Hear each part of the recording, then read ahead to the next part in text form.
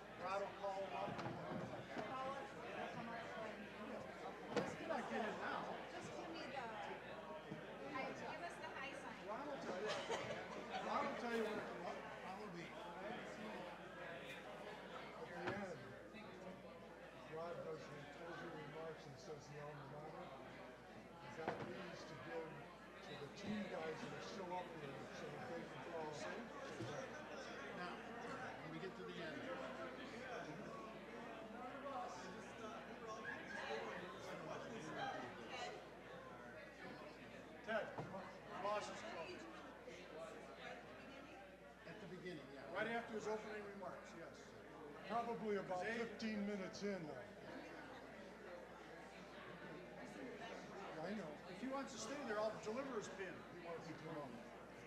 Oh, good. Okay. Tennis team, I'm not sure I could do all that stuff. I think tennis team, I'm going to stay on this team. I'll do those remarks. And then what do you want to do with the I have a recorder. Just stand? you stand for the alma mater, care to join in, and I'll key it up. You don't have to send it. No, he didn't send it. He ran it. For me, that's Hey, I couldn't do it either. I wouldn't do it.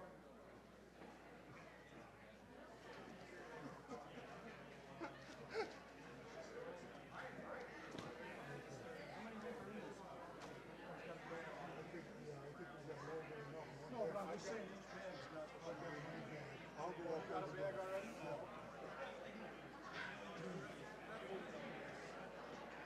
Please don't fall going down the stairs. Okay.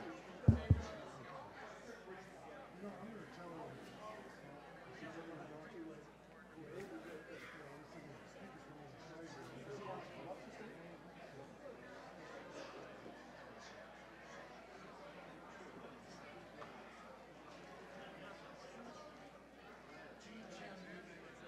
Huh? Jean's here? Did she get a flower then? Yes. Oh, good. There she is. Perfect.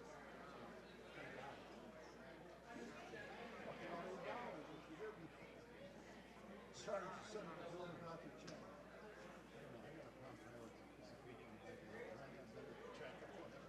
Well, they were on a trip, and they didn't know the weekend.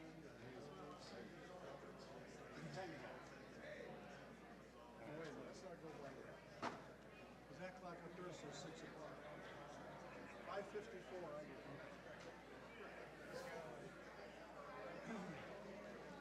Why is early and Farney isn't here? He's still free. So, after all, the first person is filed a report. And if Dave's not here, we'll just skip to the end.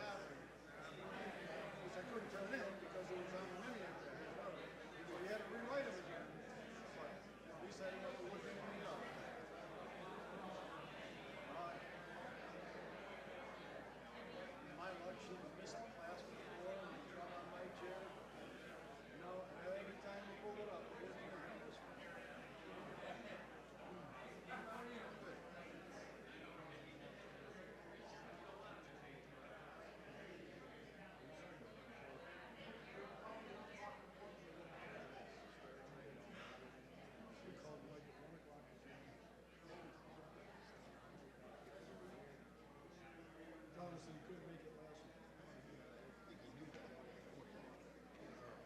Yeah, we're still here waiting for you. We're not gonna leave till you get here. Sometimes you just wonder.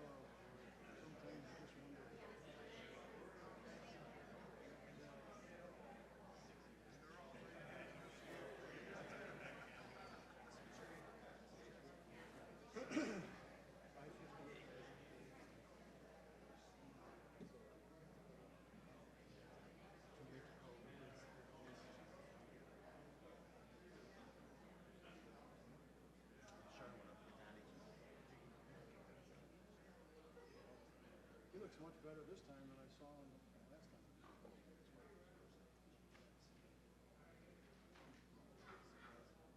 Last night.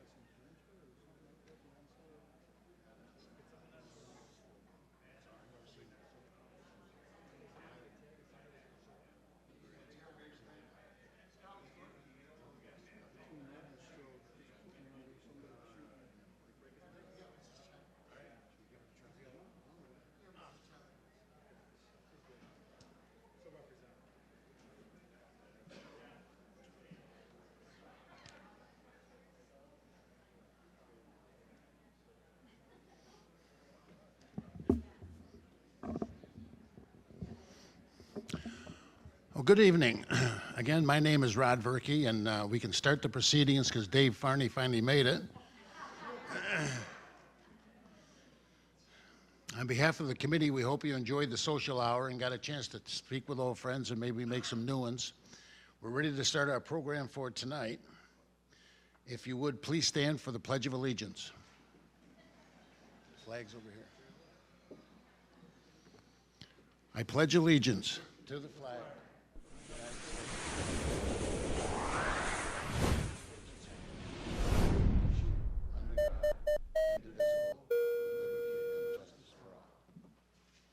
Thank you.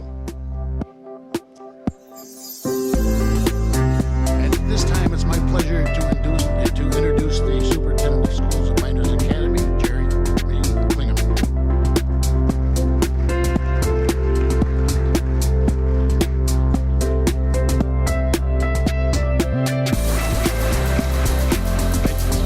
So good evening and welcome to the Mynderse Academy Athletic Hall of Fame class of 2019 induction ceremony. It's my honor to join all of you this evening as superintendent of schools. It's a distinct privilege to be a part of tonight's induction. Thank you to everyone responsible for making this event possible this evening, especially the Hall of Fame committee.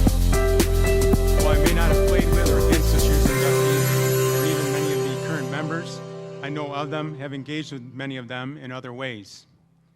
What I do know is that most of them have contributed to athletics and the support of our youth through coaching and or as fans or advocates. Interscholastic athletics are about more than the time practicing or competing in a contest. Athletics is another opportunity to engage students, to teach them skills necessary to be successful in life, and most importantly, athletics provides a great opportunity to develop character and habits that that serve you well in every aspect of your life. Again, when I look at our current members and I look at this evening's inductees, I see people who have helped contribute to the development of our youth and shape them as quality individuals and team members. With that, they were driven to take on the opportunities to help the next generation because someone had done that for them. Tonight's inductees recognize the mentoring and support of adults in their lives and used it to their benefit. They allowed that adult role model to shape their habits and character and became successful athletes of their own right because of it. Part of those habits and character were a commitment to hard work and dedication as an athlete. Sure, some are born with natural talents, but very few make it to the top without working for it. Those being inducted as a contributor or as an athlete worked hard to make a difference for this school community. The recognition they are receiving this evening and their induction into the Mynderse Academy Athletic Hall of Fame has been earned and is well deserved. In closing, congratulations to all of the 2019 inductees and their family and friends with them this evening. Thank you to our current members and tonight inductees for all you have given to Mynderse. Enjoy the evening and go Blue Devils. Thank you.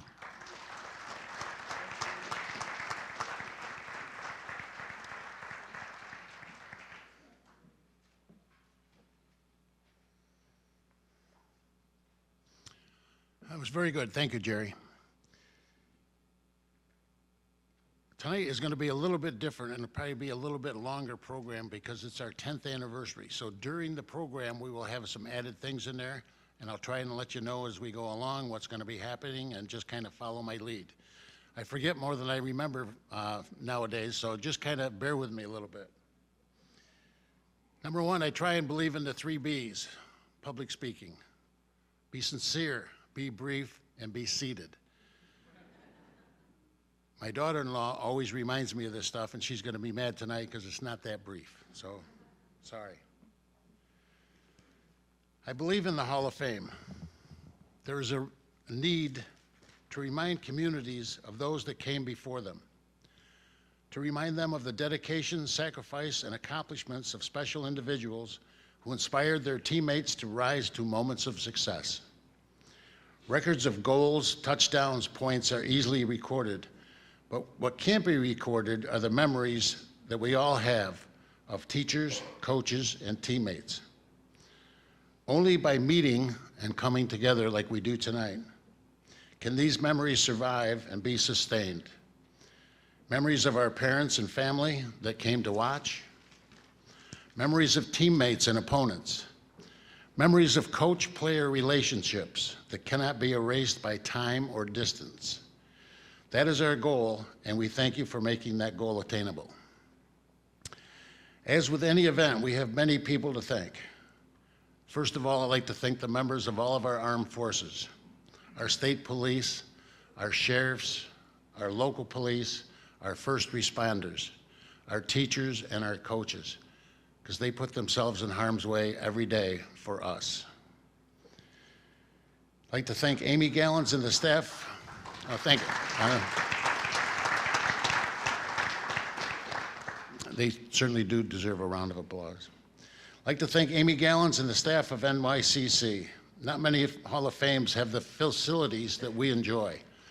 We're not in a cafeteria or a gymnasium, and this is an excellent venue for what we do.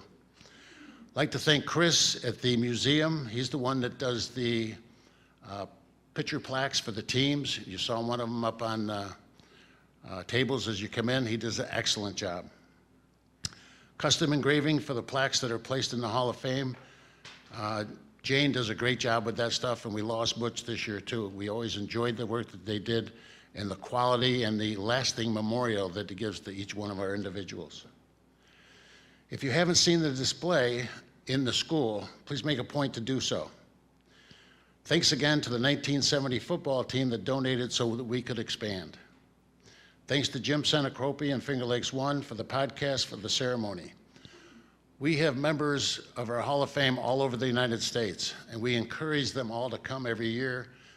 You just can't do that all the time. But they are able now, through the podcast, to view it tonight, or they can view it in the future.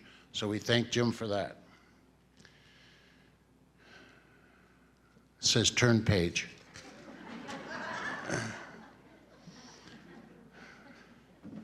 We would like to thank our contributors and sponsors. Without you, we cannot do the things that we do. Please look in the back of your program. They are all listed back there. They are very generous, and they've been giving for many years. If you haven't donated in the past, please make an effort to do so. If you do donate, we thank you very much for what you do. Please look in the middle of the program for a list of last year's senior sports achievements. We add this list to the program so you can see that sports are alive and well at Mynderse Academy. I'm sure you will see family names that you can recognize and take special note of scholar athletes. Nominations for the Hall of Fame are greatly appreciated. We only work with the nominations that people give us. So if you look in your program or you look online, there's a form there if you want to nominate somebody. You can start the process, and it's see any one of the committee members also. After tonight's inductions, everyone is invited to Seneca Falls Country Club. We're going to have a little after party there. We hope everybody can make it down. Thanks to Mike Ferrara, who puts that on for us. He's a Hall of Fame member also. And please, everybody come down there, and we'll continue the festivities down there. Thanks to Wilson Press for printing of our program. Most of you right now are looking at the programs. They're high quality. They do a good job with it, better than you see at most. Senaca Copley Florist for the flowers. In honor of our 10th anniversary, I'd like to read the members of our first class inducted into the Hall of Fame 10 years ago. Several are here today. You don't have to stand or anything, but we just thought we'd go back to the first year and let you know who got in. It was a special class because we allowed 10 people in. Normally, we only allow 5. They are Lisa Carasillo Anderson, Dom Carasillo. Save your applause for the end there, that's fine, unless you're a family relative. George Davis, Abe Myers, John Nicholson, John Panucci, George Valiceni, Bob Valiceni, Matt Verkey, Dave Wormuth. The lifetime contributors that year were the people that the 3 fields at Mynderse are named after: Arthur Baker, John Brock, Angelo Suffredini. And as you know, Angelo passed away this year, and he was a member of that first class. And the 1946 football team. Anybody here on that team? We did have a person, but he's not coming. Got one. Ron. All right, so that was our first class 10 years ago. Now's the time.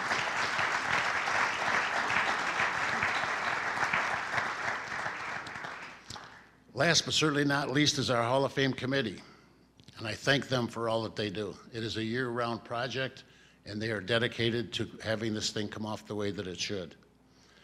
Past members of our committee that started in the year 1 were John Capacci, John Nicholson, and Pete Wormuth. And Pete Wormuth, as you know, passed away this year, and we miss him greatly on the committee. Our current members, please stand. Lisa Anderson, Tony Ferrara, myself, Liz Beck, she's back in the booth, Mike Merrim, Wendy Caraher, Ted Novak, Mike Ferrara. Please give them a round of applause.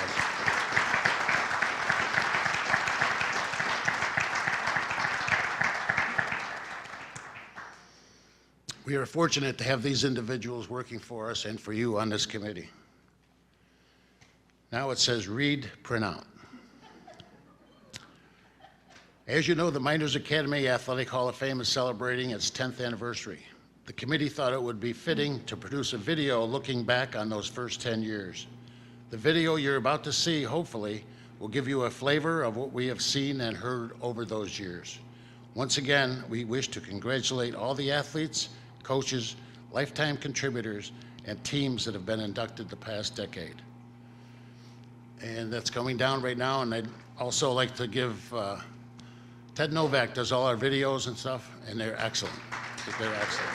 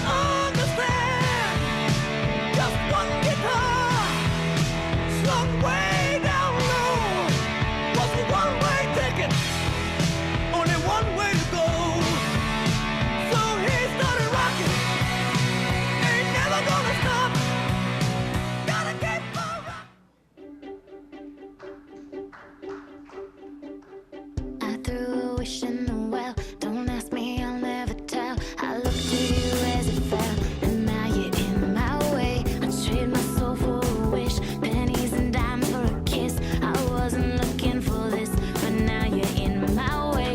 Your stare was holding, ripped jeans, skin was showing.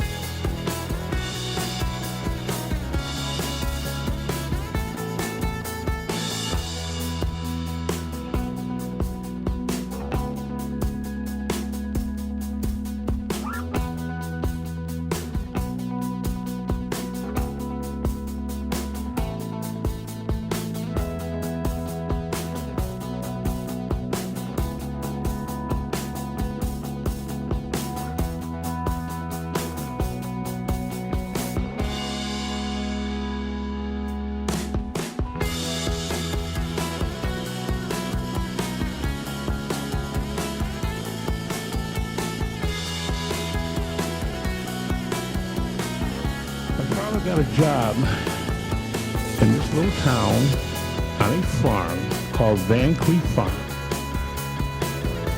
which is on the side of the. That's how I came to this small town that I love so much, Seneca Falls, New York.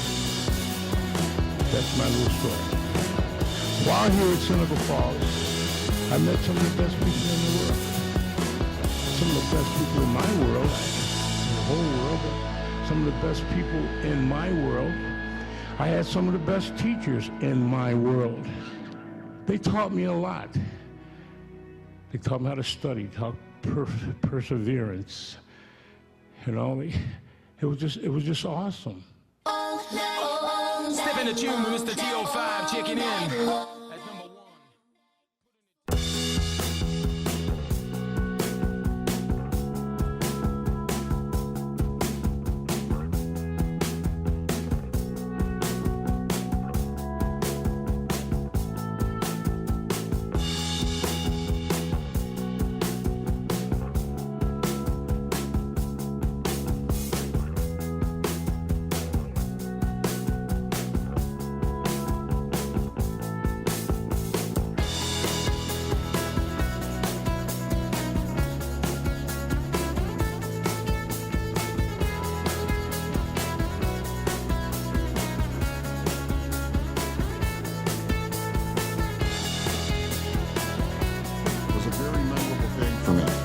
Very special day.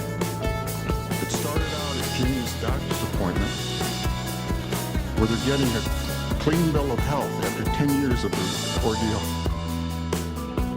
Then celebrating her daughter Jessica's birthday on June 13th. And then when I finally got home, opening up the letter from the Mynderse Athletic Hall of Fame Committee informing me of my selection. Quite a day. In closing, to be inducted into Mynderse Athletic Hall of Fame is an honor I will never forget and forever cherish and be grateful for. I'm very fortunate, and I want to thank Seneca Falls very much. Thank you.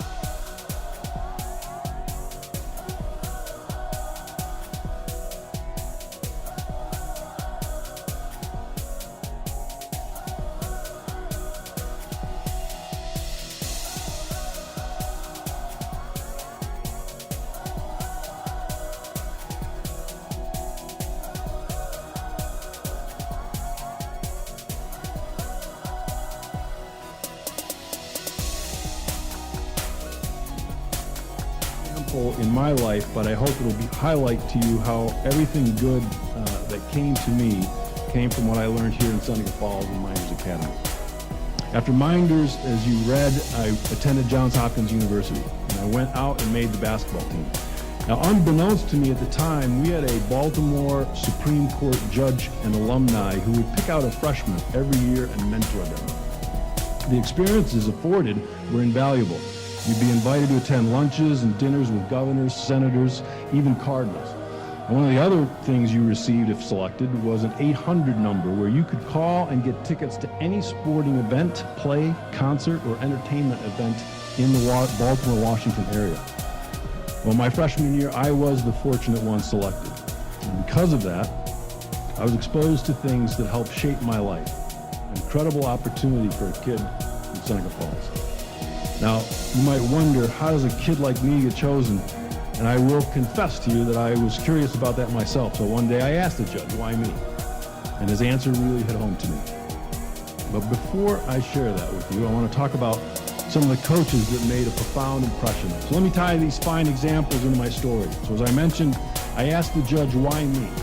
And he said, simple, because you touched the lines. He told me that he had snuck into one of our closed practices, and as we were doing sprints, the old Syracuse drills, where you start on the baseline, went to the foul line, went back to the baseline, so forth, with no one watching and all of your teammates missing the lines, he said, you didn't. He said, as far as you knew, no one was watching, and yet you did the right thing. That's why I was selected, and it changed my life. That act of touching the lines opened up my world. However, I would tell you that the coaches I just mentioned, this town, my family, my teammates, my cousins, my classmates, had taught me the right thing to do long before I ever got to the University of Baltimore. So for that and so much more, I want to close by saying thank you for this great honor. I appreciate being inducted into this great school's Hall of Fame and all that you've given me.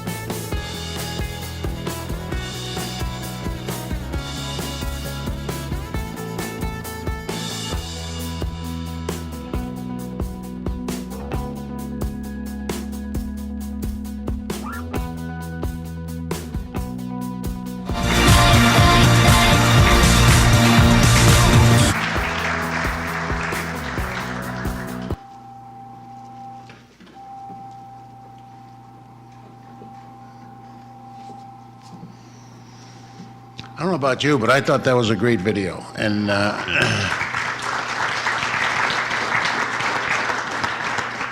know that we have a lot of people in here that touched all the lines.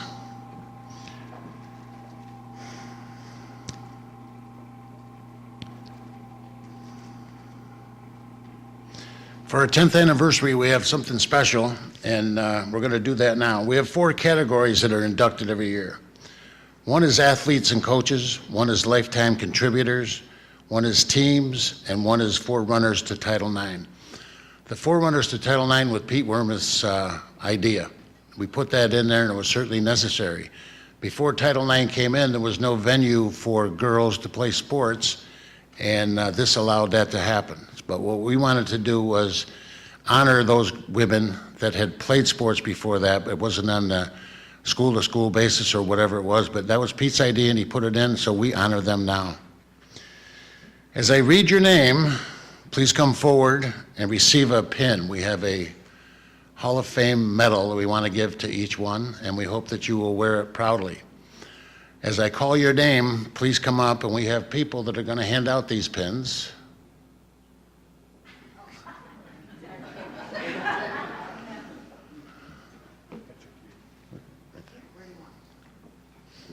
I knew they were here. Wherever Mr. Berkey tells us. That is the other one, in case people All right, and as you come up, please hold your applause till the end. There's going to be quite a few people that come up, hopefully.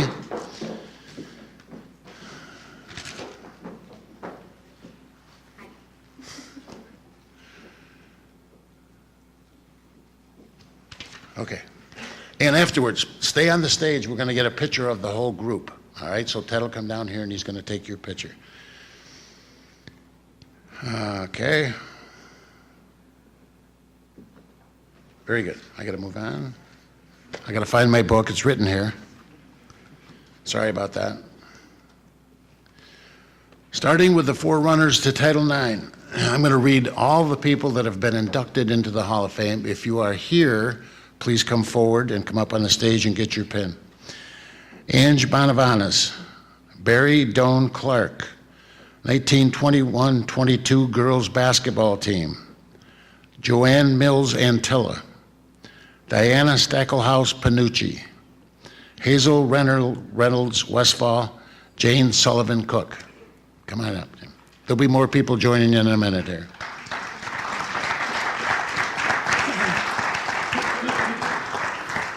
If you were a member of any of these teams that I'm going to announce, please come up. 1946 football team. 1938 football team. If they can walk up here, I'll take them on my team any day. 52, 53, and 54 baseball teams. 1970 football team. 2003 boys tennis team. That's this year's. 1985 girls soccer team. 1994 girls basketball team. 1992 boys basketball team.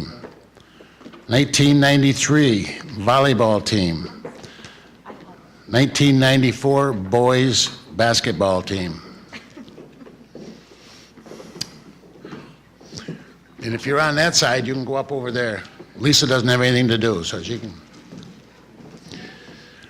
Our lifetime contributors: Arthur Baker, Dave Baker, Liz Beck, John Brock, Peter DeBatis, Jerry Galusha, Bruce Knapp Sr., Seneca Falls Community Center, Bob McKeveny, this year's recipient, Dr. J. Stanley Marshall, Mike Nazzolio, Nick Nettie, Dom Paradise. Dom couldn't be here tonight. He's in the nursing home and having a little difficulty, so we send him all our prayers. Angelo Suffredini, Warren Speed Wormuth, Peter Wormuth, Seneca Falls SMS Lodge. All right, and you guys can sit if you want, and some of you other people go and stand behind them. When we take your picture, they'll be there. Thank you. Some people up here more than once for different things, so. Next, we have Jerry Anderson, Mike Anderson, Joe Avaduti, Steve Avaduti, Lisa Carasillo Anderson, Beth Ann Bradshaw, Bob Buckwald, Gary Bullis, Mike Bullis, George Capacci, Kurtzy Carasillo, Dominic Carasillo, Ed Carasillo, Gene Carasillo,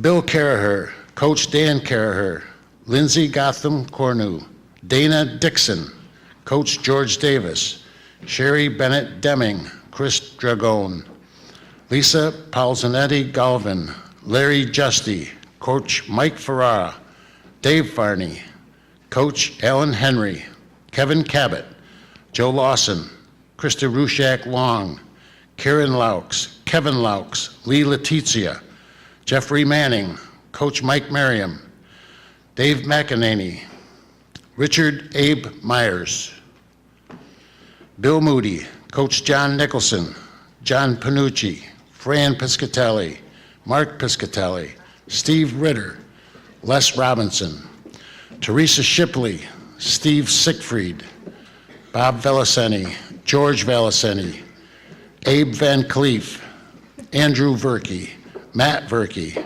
myself, Coach Kirk Ward, Nick Wilson, Dave Wormuth. These are every person that I've read off that are in the Mynderse Academy Hall of Fame.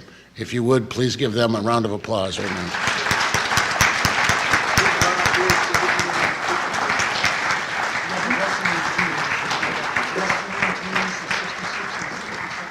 Go. Did I miss the wrestling team from 66, 67? If I did, I apologize, but come up now. I was too busy reading off Caracellos. I don't know. Rod Verkey. You're supposed to go over there. He wants you to get your picture. Oh, I got it.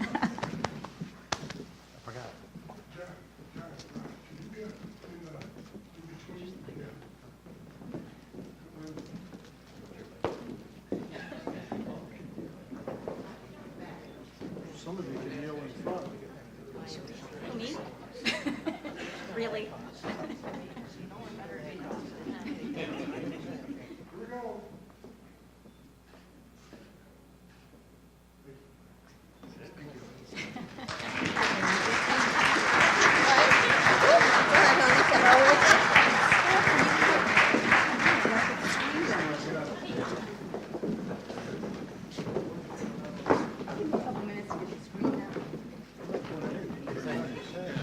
It'll take about a couple minutes. I only get one pen.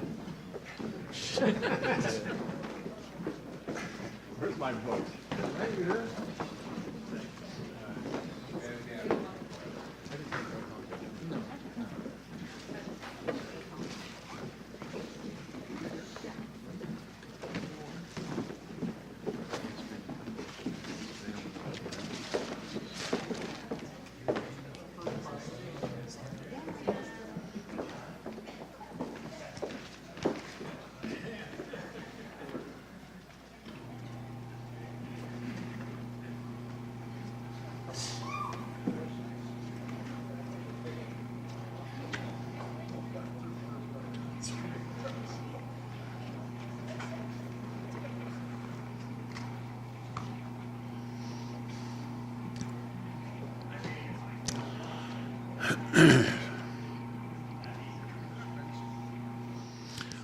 Unfortunately, this year, we had a couple of members of our Hall of Fame that have passed away, and this is a final tribute to those members.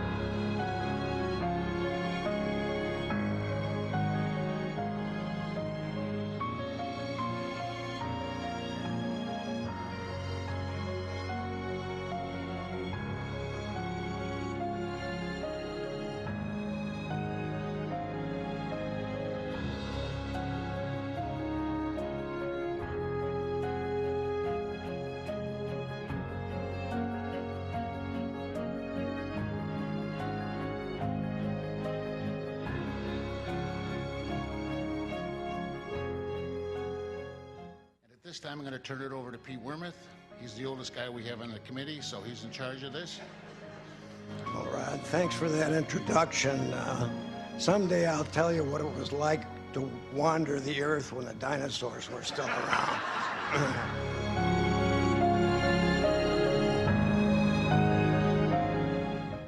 I also wanted to thank the Hall of Fame because I was completely surprised when they selected me as a lifetime contributor. I never expected this honor, but I'm very pleased to accept it.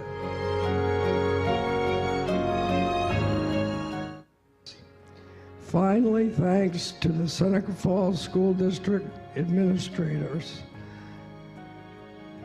faculty and staff, the school board, and the Hall of Fame committee for their continued friendship. Thank you.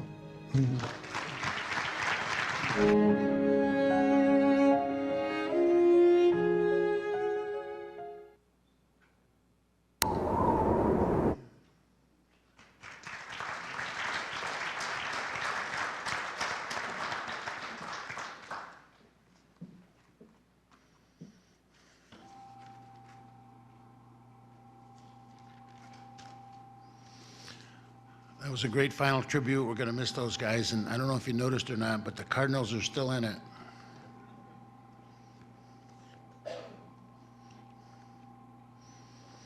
All right, at this time, I'd like to have Tony Ferrara and Ted Novak come up, and they're going to introduce for Mr. McKeveny.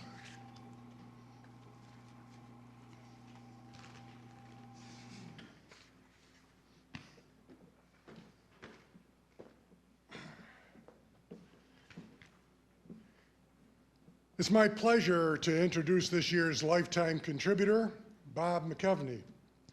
Bob, for those of you that don't know, was hired as the night school principal in 1992, and from the moment he arrived here, he taken a keen interest in Mynderse athletics. He transferred to be middle school principal and then was selected by the Board of Education to become superintendent. As superintendent, Bob made significant contributions to the athletic program. It's impossible to adequately sum up all of Bob has contributed to Mynderse athletics in just a couple of minutes. So I'm going to focus on one particular contribution. Over his tenure in Seneca Falls, Bob recognized that the Mynderse track and field teams were at a distinct disadvantage in comparison to surrounding school districts. For years, and many of you know this, the Section 5 Athletic Association deemed the track around Brockfield unfit for competition. As a result, Mynderse Academy track and field athletes were deprived of ever having a home meet, and this continued for several years.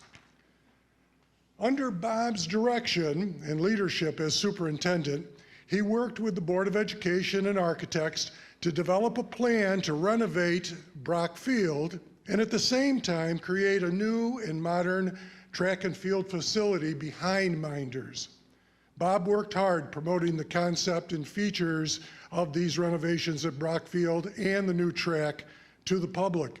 And the public then responded overwhelmingly, approving the overall project. Bob didn't stop at this point. He took a personal interest in making sure that the improvements at Brockfield and the track facility were top-notch and constructed with great care. We know now that that finished product is one that students, parents, and the community have embraced with great pride.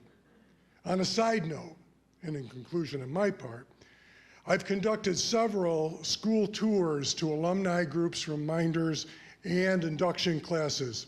Hearing the comments of approval and surprise and pride from those tour attendees when they see the new track or walk on Brock Field is very satisfying. And it all can be attributed to Bob's leadership. For that and many other contributions to the athletic program, the Hall of Fame has selected Bob as this year's lifetime contributor.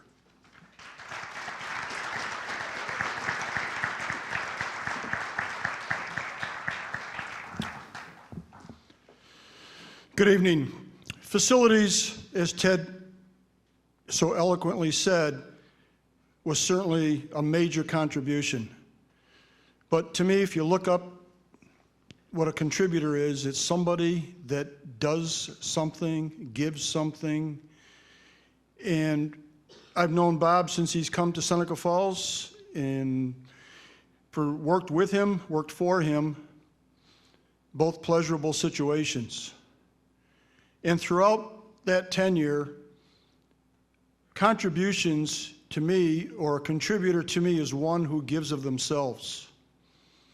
There is nobody that I know of in the years that I've worked in this district, and I think pretty much I have seniority and tenure over everybody, that has, yes, I know, it makes me old, I get it. But to contribute, first of all, as a the leader of the school district, he had to make sacrifices. We all do. Sometimes family gets cut off a little bit because of what you have to do. I don't ever remember seeing a clock in Mr. McKeveny's office. There was no such thing. His contributions were to make sure that he and this district did what was best for students. That's the motto he lived by, still lives by, and now in his retirement, he's had the opportunity to contribute. Not only him and Linda have contributed many times, I know financially, to needy students, to ensure that they were provided opportunities that otherwise would not have. Yes, he's contributed to athletics, which is the main focus as to why he's considered as a contributor, but he's also contributed to every student, every staff member, with his compassion, with his understanding of what it means to be a family member, a colleague, a member of the community, in his volunteering of time, in his working of different situations that you would never assume or never think that the superintendent should do or should have to do. I know I can speak, and I'm pretty sure every administrator that worked with us, I never felt like I worked for Bob McKeveny. I felt like we all worked together, and that in itself is a major contribution, in my opinion. So I know that obviously he had a tremendous weekend, the weekend of all weekends, which I have a tough time 5 months later telling you about the day my daughter got married, and I know that he went through that yesterday, and I know how it felt. So the contributions to his family, to the Seneca Falls School District, and to the community, there is no better recipient, and it's my pleasure to welcome and introduce into the 2019 Mynderse Academy Hall of Fame, Bob McKeveny.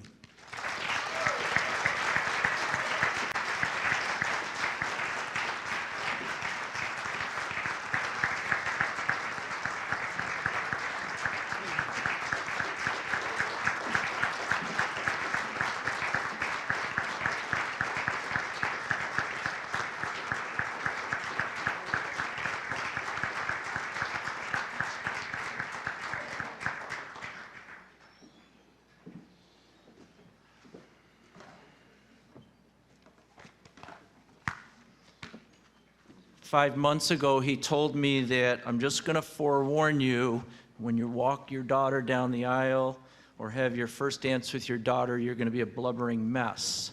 So I tried to think of ways that wouldn't happen, but it did. Many thanks to Ted Novak and Tony Ferrara.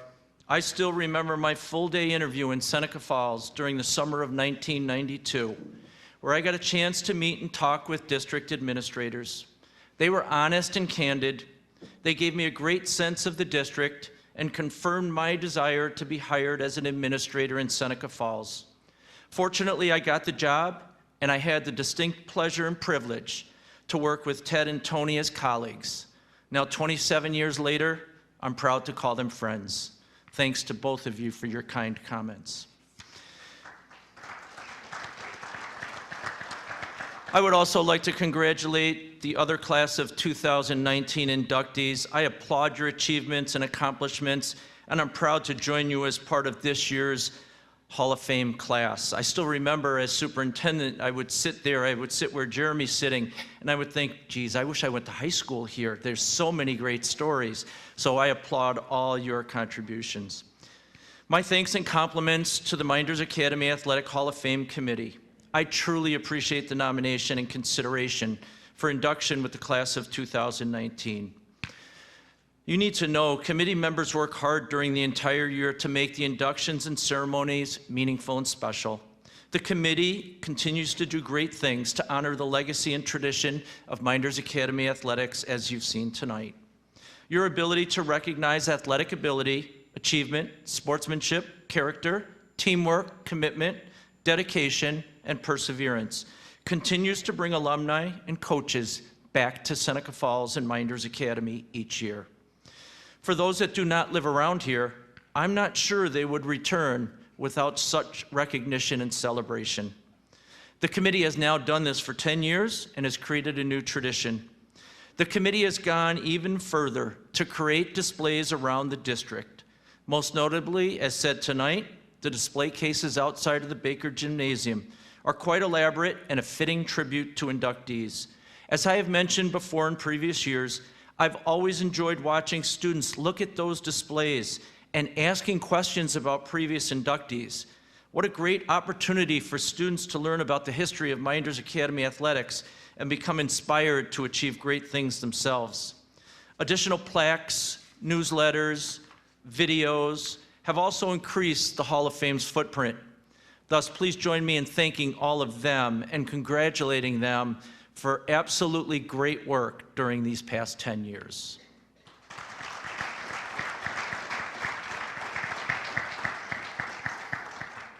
I still remember when the proposal to create a Mynderse Academy Athletic Hall of Fame was presented to the Board of Education and me in 2008. We gave the committee our blessings and approval, knowing it was a great way to recognize and celebrate alumni and an athletic program steeped in tradition and success. Every few years, the committee shares video clips, as you saw tonight, with the board, which include deep appreciation, and it's helped us understand the value of what's going on. I had the great ability to work with outstanding Board of Education members during my time in the district. Giving our support and approval of this committee and the Hall of Fame was the right thing to do, and we can all feel great about that move. The reality of what the Hall of Fame committee has done has exceeded expectations. Tonight, as was mentioned, I have my whole family here, and first and foremost and most importantly, I want to thank and recognize my entire family.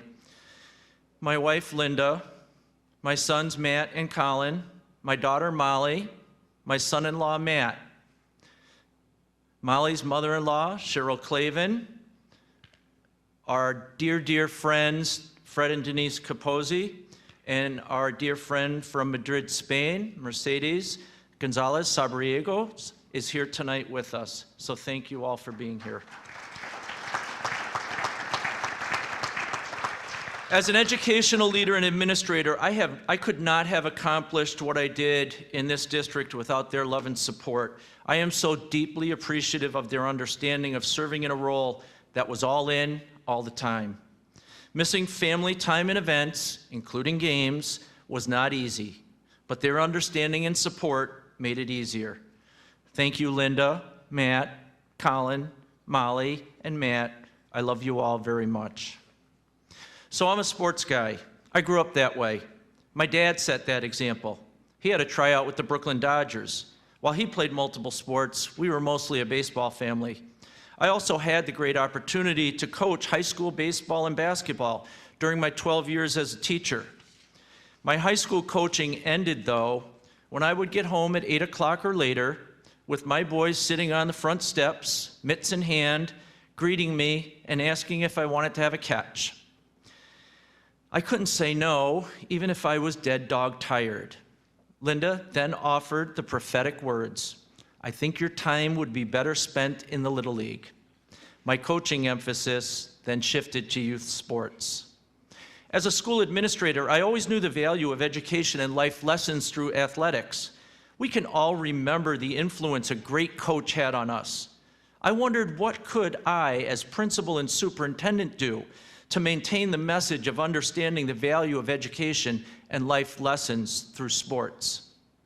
I watched my children, Matt, Colin, and Molly, participate in athletics during their years at Seneca Falls Middle School in Mynderse. I supported and encouraged where I saw that athletics was used as a platform to teach important life lessons. Both boys were part of the most successful soccer teams in the history of Mynderse. Coach Al Laux taught them those important life lessons, many which still stick today. The importance of hard work, dedication, perseverance, commitment, teamwork, etc. Oh, by the way, while that was happening, both teams were learning to win and realized the only 2 sectional titles in school history. Interesting how that happens. Don't underestimate the value of education and life lessons through athletics. So what can a principal and superintendent do to make contributions to athletics in the school district? I'm proud to be part of a group that started Seneca Falls United Soccer Club, while principal at Frank Knight, Coach Laux, various parents, some of who are sitting in the room tonight, and I began opening the tiny gym at Frank Knight on Friday evenings to teach basic fundamentals. I knew what my role was. I had a key to the building. That's why I was part of it. This started to attract many young kids, and it wasn't too long before multiple teams were formed and participated in indoor and outdoor tournaments and leagues. I still remember those early days. They were rough, and the indoor games looked more like human pinball, while the other teams were controlling the ball and scoring. However, commitment, perseverance, and resilience led to success. It's heartwarming to know that Seneca Falls United is still in existence today and provides great opportunities for youth. I also spent years coaching youth hoop and Little League baseball, knowing that providing education and life lessons through athletics could serve as a good feeder system for future Mynderse athletic teams. As middle school principal, we were able to expand the number of modified sports options for students, knowing that future Mynderse athletic success would come from these modified sports options. Done right, this is where students are taught basics and provided with education and life lessons. The other value of increasing modified sports for middle schoolers was improved academic performance. The research is clear. Students demonstrate better time management skills and achieve better grades when they participate in meaningful after-school opportunities such as athletics. As mentioned, as superintendent, I had the great privilege and opportunity to lead the district through major renovations to Brock Field, Baker Gymnasium, Merriam Tennis Court Complex, and the varsity softball field, along with the track and field complex. These were all accomplished based on research and a study of trying to keep our students on campus as opposed to busing them around town. Thanks to the community support, we have great venues for our athletic, phys ed, and community programs that we're all proud of. Our facilities are the envy of other schools, including those larger than us. One story that I'll always remember is when the new field was up and the colored scoreboard. I still remember going to a football game or a soccer game, and I was with my wife, two little kids from Frank Knight. They were in the row ahead of us, and one kid said to the other, "You know, you only get your picture on the scoreboard if you're good." I didn't say anything. However, the greatest impact that I as superintendent and principal and my wife Linda as a Spanish teacher felt that we could have on the athletic program was to make our presence known at athletic contests. Students truly appreciated when we came to the games. It's one way that students know that administrators and teachers care about their participation, success, well-being, and achievement. Stopping students in the hall and wishing them well in their games and congratulating them on a win or a great performance was so meaningful and becomes instrumental in the part of the educational process today. Such relationship building serves as the foundation and adds value to students' overall education. When we indicated that we would be retiring, one of the things that the students asked us is if we would still come to the games. We proudly told them we absolutely will. We will always be part of the district and will always have Seneca Falls Central School District and Mynderse Academy pride. However, the most important impact came in the form of a thank you card I received this summer from a current 12th grade student. Her retirement congratulations included a thank you message about contributions and impact made by me as superintendent. She wrote about her conversation with a student athlete from another district about contributions and impacts made by a superintendent. While the other student indicated that a superintendent does not make a noticeable difference or contributions or impact, the current Mynderse student athlete indicated that's not true in our school. She said, "We all know our superintendent and he knows us. He is in school providing compliments and encouragement and comes to events, including Mynderse Academy games and sectional contests." Her message of thanks was for the contributions and impact. However, I was just part of a culture that still exists today with Mr. Klingerman. In reflecting, it is this message that helped me realize that our collective contributions and impact provide education and life lessons that are valued by students. Those are the people we serve. I get to talk about it. While there's so many people, including those of you sitting here, that provide contributions and impact for Mynderse Academy student athletes. Many thanks to all of you for doing the same thing that I do and we do, making contributions and an impact for students. They deserve it. It was my honor, pleasure, and privilege to serve as superintendent and principal in this great district for 27 years, as well as contribute and support Mynderse Academy athletics. Deep thanks for this recognition. I will always remember and cherish it. Thank you. Go Blue Devils.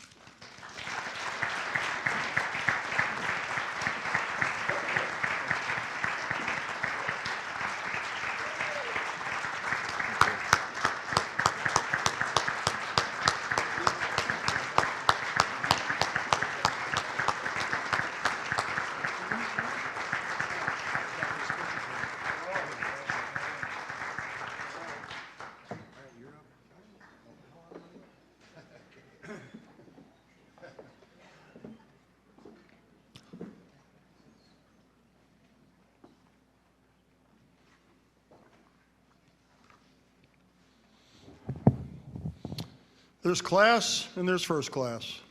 Mr. McKeveny, congratulations. It's now my pleasure to introduce Mr. Jim Anderson, who will present for our first inductee. Jim?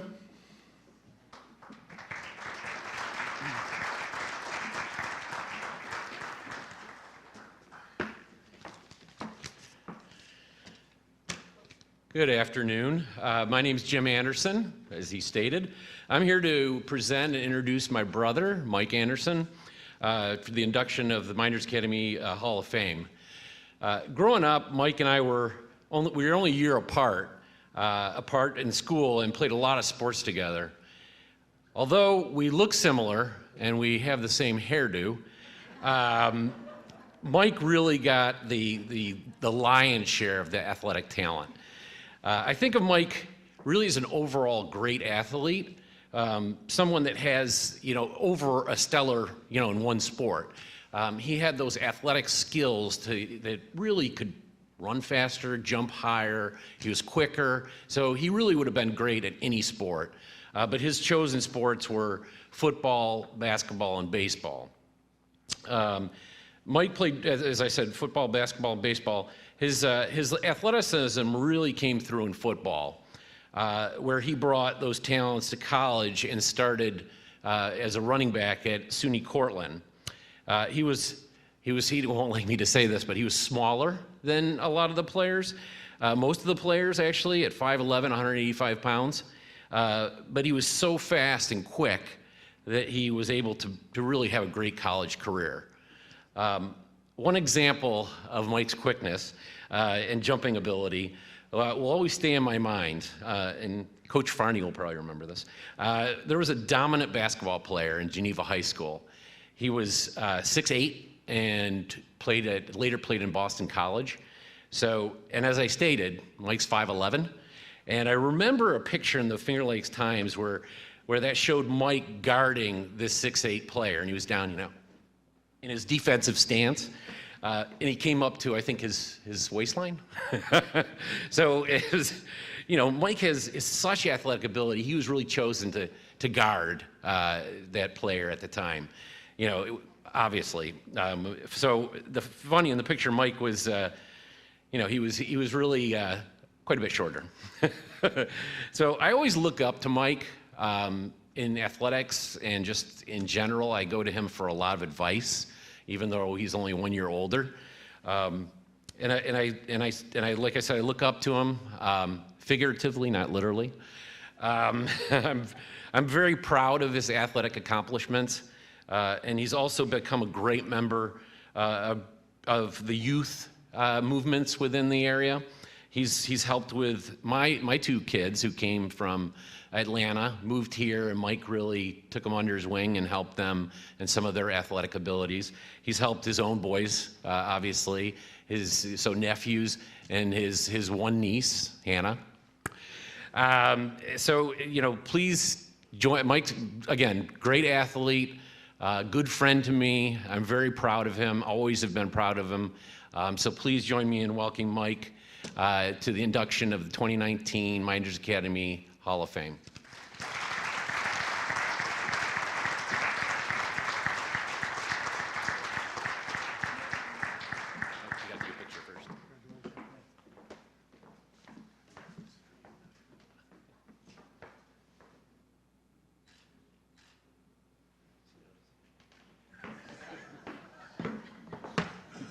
Go sit down.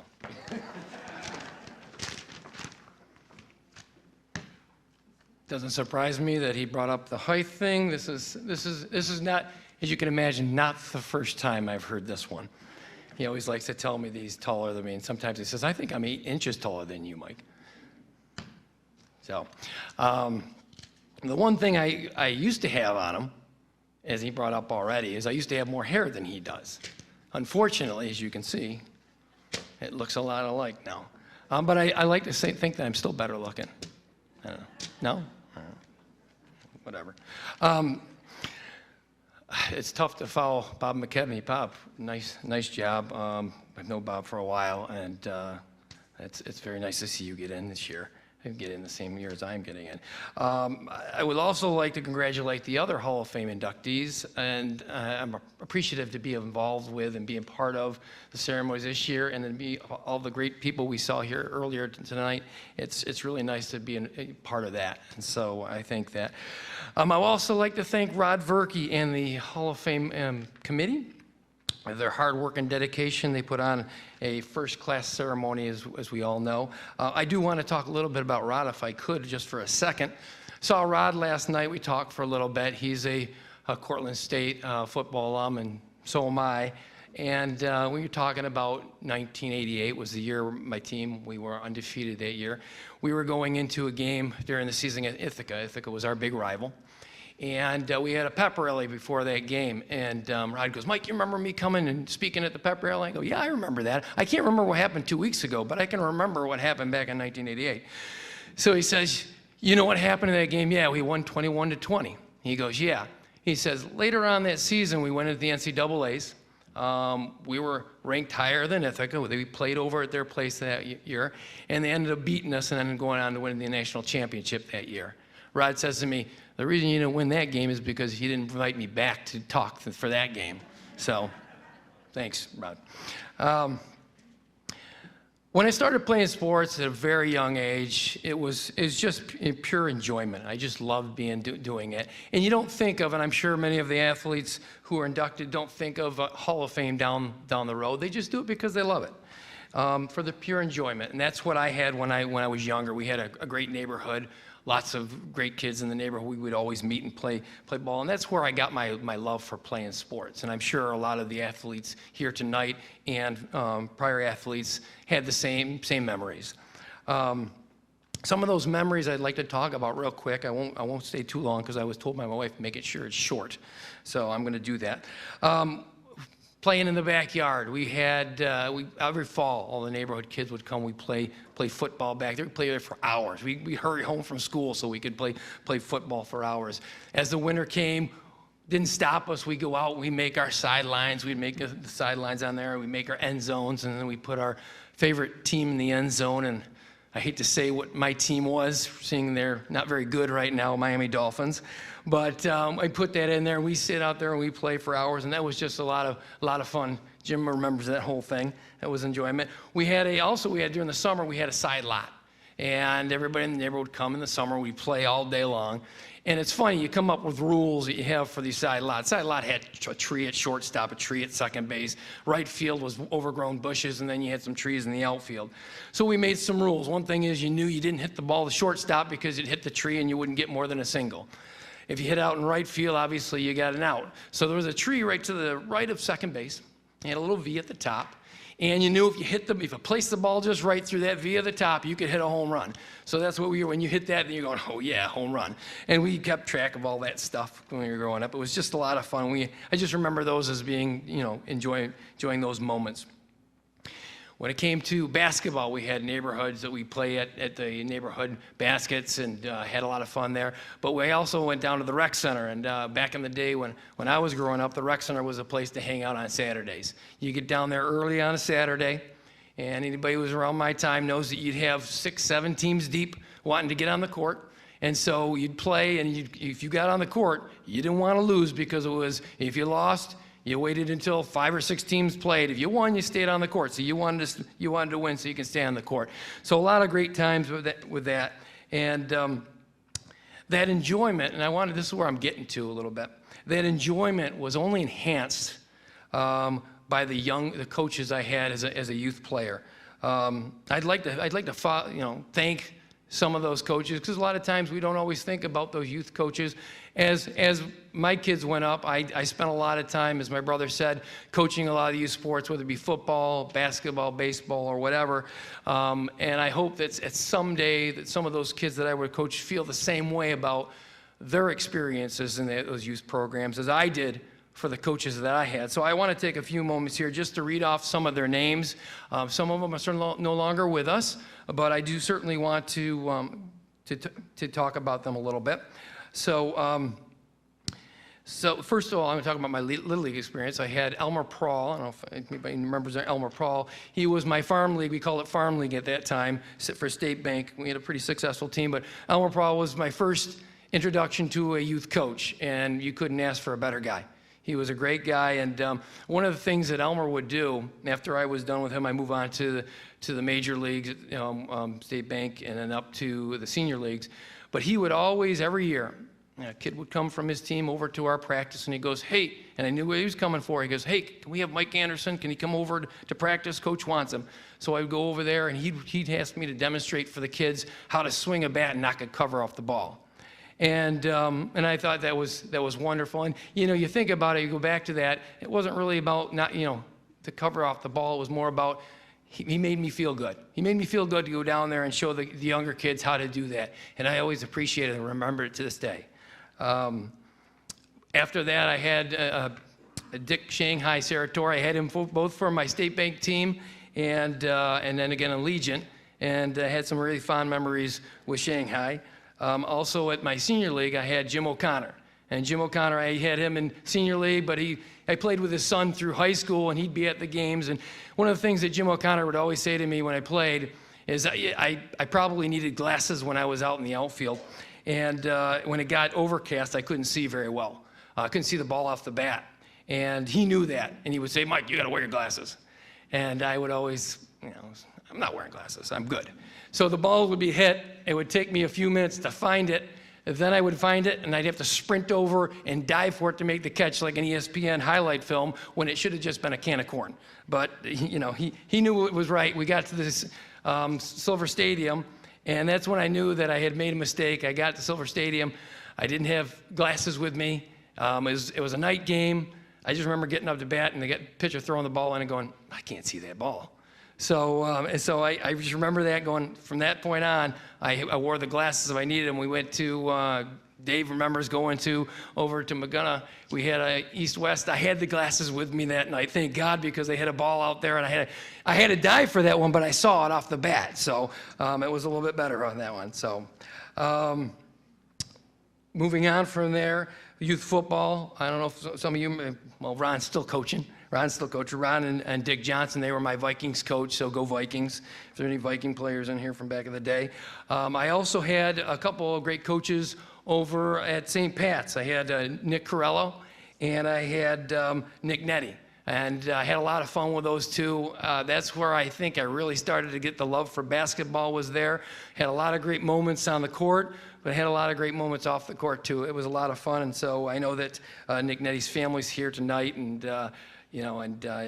Billy's being honored tonight too, and congratulations to Billy. But I just wanted to bring their names up. Also, those are some of the guys that I had when I was youth, and again, they were great coaches, and they kept that love for the game because they made it fun, and it was enjoyable. So I appreciated that. On to high school. I had a number of coaches up there. One of them was our Hall of Famer, Mike Ferrara. And I'm going to bring up the story, and I hope Mike's not mad at me after this. Let's just say that I knew some buttons to push with Mike, and I'm sure that Dave will say the same thing.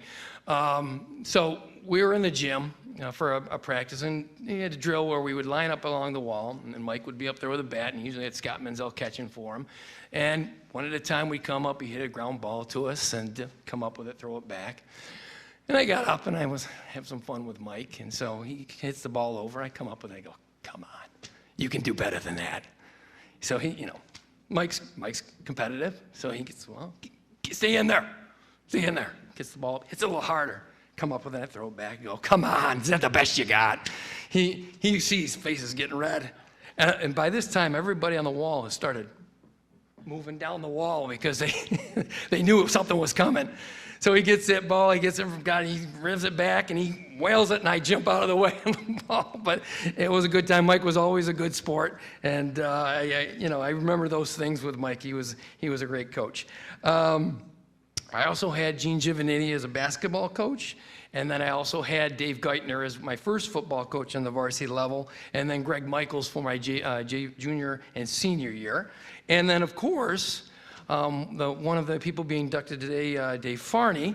Unfortunately for him, he had to have me for many seasons, and he had me for basketball and baseball. And we won a sectional title together, which was awesome. It's one of my proud moments as an athlete and being part of the team. And the one thing with Dave must be thinking, I remember Mike got to go, his practices got shorter than some of the other players. And that was the reason because he sent me out of the gym for a couple times. Also, I think I was on the cross-country team at times. They had me running up and down the court there. I had a little bit of a temper and a little bit competitive, so at times that overspilled a little bit, and Dave was real good about it. He knew when to do things and when not to do things, so I appreciate that, Dave. I was thinking about this. I said, Dave has a lot of accolades to get himself in the Hall of Fame, but he deserves to get in the Hall of Fame just for putting up with me for like 5 or 6 seasons. So thanks, Dave. Appreciate that. Congratulations. And I also would like to thank all of my teammates throughout the years. You know, we don't get up here, especially in the team sports, unless you have great athletes around you. And I've had some great athletes around me that helped me be successful because of what they were able to accomplish for their own individuals. So thank all those teammates I've had throughout the years. I would also like to thank my parents, Ron and Kay Anderson.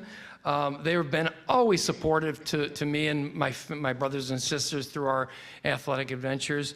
And I'll give you just one example of that. For years, we went up for 1 week, we go to the Adirondacks and spend the time up there with our cousins. And it usually fell during the summer, during some kind of baseball all-star or something like that. And it's a 3-hour drive away. We'd go up there, and they knew how much I wanted to be there for my team and my teammates and my games. So they would drive back, the 3-hour drive back for a game, play the game, hop in the car, drive back for our vacation. So that was the dedication. You don't see that very often with a lot of parents. So I want to thank Ron and Kay for their support throughout the years and putting up with their son who may have tossed a glove or thrown a bat through the years that I'm sure wanted to pull their hair out and say he's not my son, but I want to thank them publicly for their support. Thank you. And last but not least, I'd like to thank all of my family and friends, a lot of them here tonight, for their support, coming tonight and supporting me. And I'd like to thank my wife, Lisa, who is also a Hall of Famer, my sons, Sean, Jason, and Brett. And I don't know if Brett is here yet. He had a game in Canton today. They won 2-1, congratulations. And he was gonna drive right afterwards. I'm not sure if he got here or not, but if he did, I appreciate you coming all the way back here, Brett, for this. He's here? All right, man. Thanks, bud. And that's all I have. Thank you very much.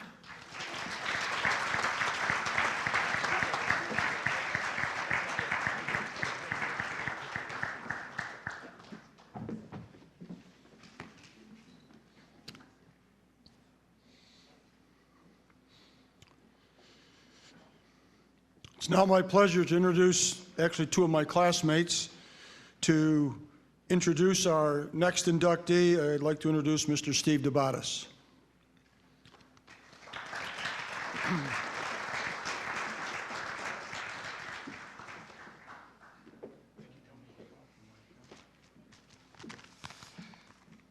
They tell me I have 3 or 4 minutes. I really need 20 or 30, but I'll get it done in 4. Welcome, everyone. As he said, my name is Steve DeBatis, and it's a privilege to introduce the next inductee into the Mynderse Athletic Hall of Fame, Michael Raymond Bullis. Mike and I met and became fast friends when we were between 2 and 3 years old. My family moved to Seneca Falls, and we lived on Latham Street. Mike and his parents lived 1 block over on Troop Street. Our fathers were teachers and coaches in the Seneca Falls school system, so Mynderse sports had a direct role in us becoming lifelong friends. As you can see in the program, Mike has had a long career participating and coaching various sports, so I won't dwell on those. In most every sport, whether you're a participant or a coach, there is one very important thing that's required if you want to succeed. That thing's called teamwork. Got a couple stories about Mike's first encounters with teamwork. When we were 4-ish, Mike and I were out at my house and we were outside playing, and the neighbors were painting their garage. When they went in for lunch, Mike and I teamed up and we decided we should help. So off we went and grabbed the brushes, dipped them in the paint, and no, we didn't paint the garage. We went inside the garage and proceeded to paint the neighbor's teenage son's go-kart. We made a great team that day. I don't remember our punishment, but I'm sure it wasn't extra push-ups or running laps. Then, a year later, when we were 5 and we were in kindergarten, during recess / playtime, whatever they call it now, Mike, myself, and Stu Smith would take the class tricycle with Mike on the handlebars, Stewie on the back pushing, and myself on the seat steering. We would circle the classroom a few times, always being told to be careful by the teacher. And then once the girls in the class had built a house out of the cardboard blocks, we would proceed to come around and run into it and knock it down. After 2 or 3 days of this behavior, the tricycle disappeared. But Mike learned that it takes someone steering him in the right direction, someone pushing him to succeed. It's teamwork.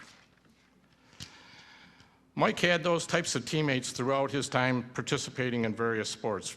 From parents and coaches and friends, they all would steer and push him into his successes that he has accomplished. When he became a teacher and a coach, he used those same principles and qualities of teamwork to steer and push his members of his teams to the point so that they could succeed. I only had the pleasure of participating in wrestling with Mike. He was a great teammate, and he would always help either the lighter weights guys by practicing with them so they'd show what to be if you had to wrestle against somebody who was stronger. But then the next day he'd be wrestling with our friend Dave Moreland, who was a heavyweight, to show him that quickness, to teach him how it would be to wrestle somebody that was totally quicker. He was always helping anybody on the team to improve. He's also, in the last, where's my paper here?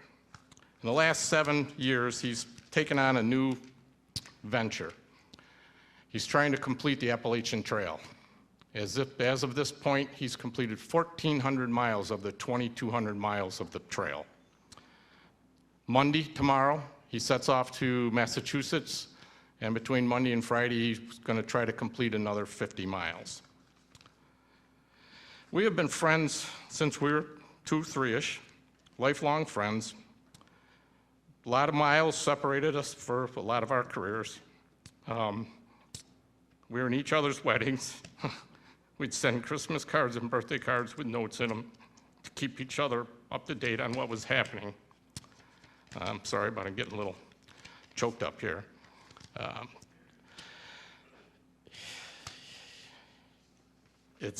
He's going to be joining, here it is. Mike will be joining his brother Gary and his brother-in-law Kevin Cabot as members of the Hall of Fame. So without further ado, it's my honor and my pleasure to introduce to you the next inductee into the Mynderse Hall of Fame, Michael Raymond Bullis.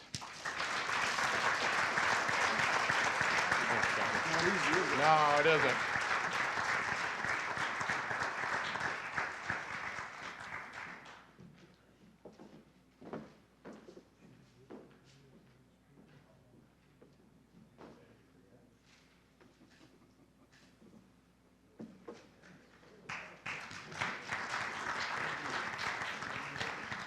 Set it down.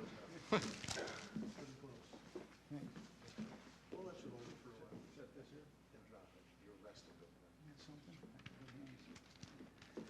Geez. Thank you, Steve.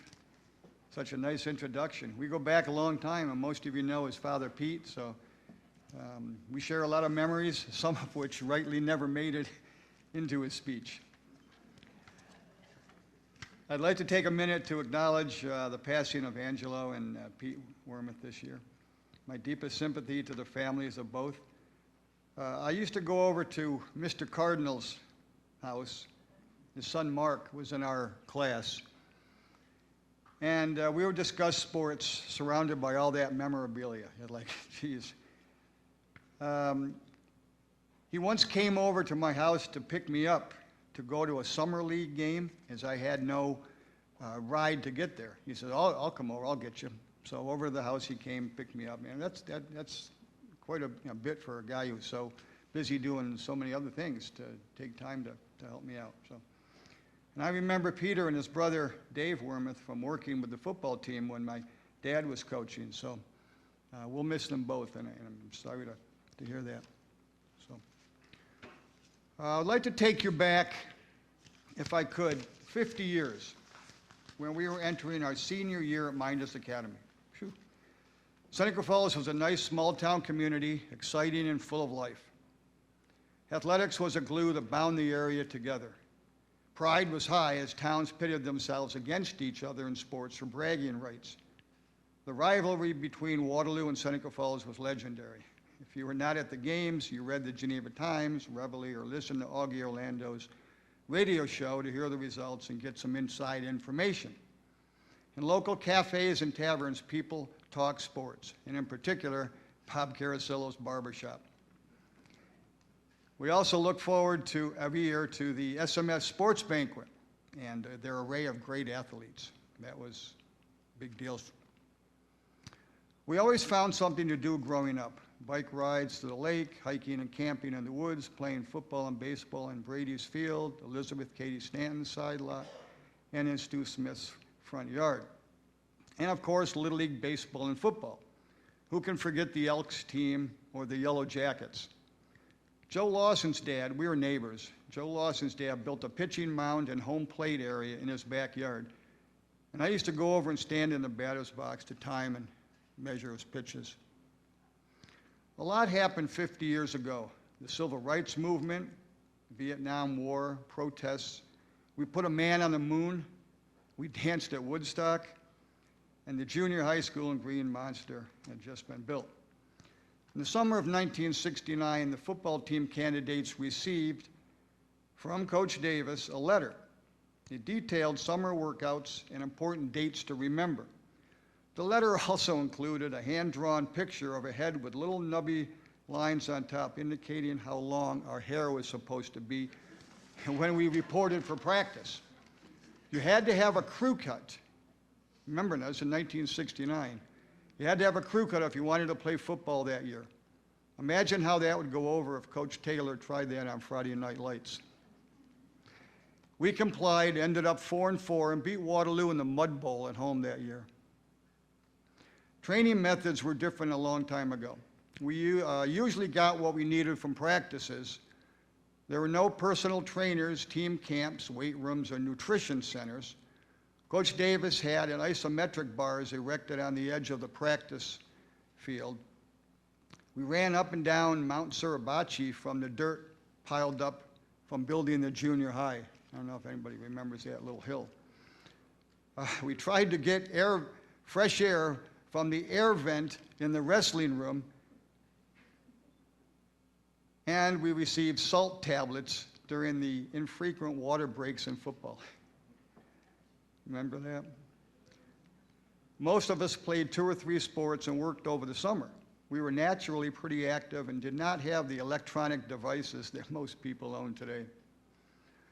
Getting to high school and putting on the equipment all the great athletes of the 1950s and early 1960s wore seemed so special. I used to be kind of, I guess, a ball boy or water boy with the late 50s team because my dad was coaching and I just loved sports and hang around. So it seemed so special to watch those guys go about their business. You know, they were such good athletes. The games became faster in high school and the opponents stronger. We had to work harder to keep up. We learned fast, as that was a Hall of Fame wrestling team my freshman year. After watching the older guys and studying our opponents, sophomore, junior, and senior year saw more success. We won a few, lost a few, competed hard, and grew up. The sports I played involved wearing something on your head: helmet in football, headgear in wrestling, and a cap in baseball. I finally understood what needed to go on under those hats better. High school went by way too fast. We had great teammates and made each other better while developing lasting friendships. We were proud to wear the Mynderse uniforms and hope to have entertained you enough to be glad you were from Seneca Falls. Wrestling in college taught me to be more disciplined and to manage my time better. I improved my conditioning and simply was in better shape than any of my opponents. I finally beat a two-time New York State champion in a wrestle-off and lost close to an All-American from Penn State. I wrestled with the high school team of Dan Caraher during Christmas vacations when I was home and went toe-to-toe with my brother Gary. What a workout. Running the back roads in town and around the cemetery and railroad tracks kept me in shape. I think all that working out saved me after that neck injury at Sylvania. The college coaches stressed being focused and in the zone, the mental as well as physical. That is important in all we do in life and is a valuable lesson that I and hopefully others have learned. My career as a teacher and coach landed me at Slippery Rock University, where Larry Justy, Jack Nicholson, and my sister Patty went. As a graduate assistant, I learned more about football and wrestling and teaching in general. What a thrill working with those high-level athletes and coaches. I took all that knowledge and enthusiasm to high school and hopefully influenced a few people along the way. What a ride it has been. An old Plains Indian proverb goes, "We will be known forever by the tracks we leave." I hope to have left some very noticeable tracks. Today I do little adventures here and there and try to enjoy retirement. The core of our spirit comes from new experiences, so I try to see and do new things. With the blessings of the Lord and Great Spirit, I think it's working out okay. I want to thank the Hall of Fame committee for selecting me for induction. It must be hard choosing all those candidates as so many worthwhile people are up for consideration.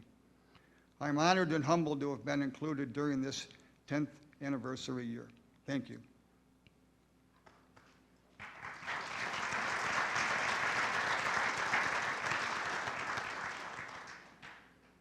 I am indebted to Mr. Richard Abe Myers for all the things he has done for me.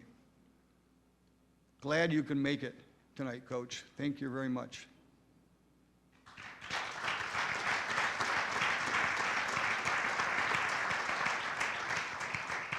I have known Coach Myers for a long time as an athlete, devoted family man, and conscientious teacher and coach. He is an inspiration and mentor to me and others.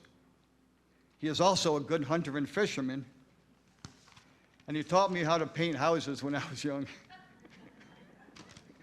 Thank you, Coach Myers. Mr. George Davis was another important figure in my life. He and his family were close to ours growing up, and I learned a lot from this dedicated teacher and coach. I wanted to become a physical education teacher like he was. I learned to become a detailed football coach and scout after watching a lot of film at his house. It would have been fun to watch him run the ball at Syracuse. Thank you, Coach Davis. To all the teachers and coaches I had growing up, each molding and shaping me to be a better citizen, I thank you. Do you all remember that the coaches worked for free back then during an austerity budget year so our sports programs could continue? I thank my teammates and classmates for their support and encouragement, especially Steve, Ed Lorenz, and Carl Lamana, who are here tonight with their wives celebrating the memories. Also, Liz Beck, who was in our class, was a favorite supporter. The pep rallies, bonfires, and dances were great fun, and you always felt proud wearing that jersey to school on Fridays. Mostly, though, my warmest thanks to my parents and families for their love and devotion. Mom and Dad provided many opportunities, Lori and Ray, provided many opportunities to play and compete. I remember Mom one night drove Greg Amidon down to his home near the lake after a wrestling practice during a whiteout snowstorm. She was a great mother who taught us to be kind and independent, and the lessons we learned from her and Dad served us nicely throughout our lives. Dad played catch with me, throwing knuckleballs, which bounced off my chest and legs until I got the hang of catching them. They were a great couple who helped a lot of people in and around Seneca Falls. Thank you, Mom and Dad. My brother Ron was a great partner, along with Patty, Gary, and Greg, who were always willing to play games. Thank you, siblings. A special thank you to my wife Jane and daughter Rebecca. It was fun playing catch with Rebecca and pitching buckets of softballs, although I cannot throw knuckleballs. She is a very wonderful young lady whom I love a lot. Thank you, Becca. I missed a few of her games being away for sports, so I'm sorry for that. Met my wife Jane at Slippery Rock when she was a two-sport varsity athlete. She has supported my coaching career even when I was away a lot and through the ups and downs as coaches have over the years. She even sat through a snowstorm at Rutgers University where we had a state football final game. I could not have had the career without her love and support. Thank you kindly, Jane, and I love you dearly. Also, congratulations to my fellow class of 2019 inductees. I remember having Bill Moody and Bill Caraher as high school seniors when I taught at Mynderse. Both were great athletes and citizens. You all have had a great deal of success at Mynderse and in life, and continue to be well. Have a wonderful evening. Thank you very much. Now let's open the floor up for questions. Only kidding.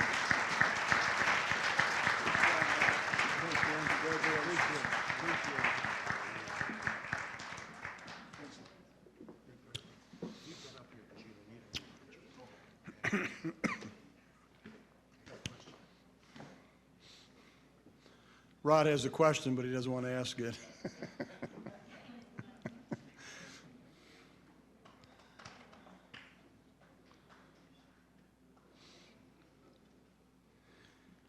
At this time, it's my pleasure to introduce Mr. Joseph Caraher to present for our next inductee.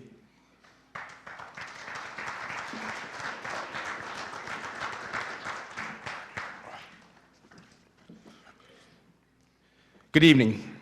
I would like to thank the Hall of Fame committee as well as my sister-in-law Lori and my nephews Tommy and Matthew for allowing me to speak on my brother's behalf tonight.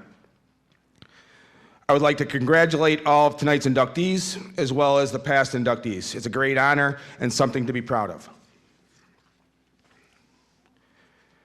We lost my brother Bill a little over 18 years ago.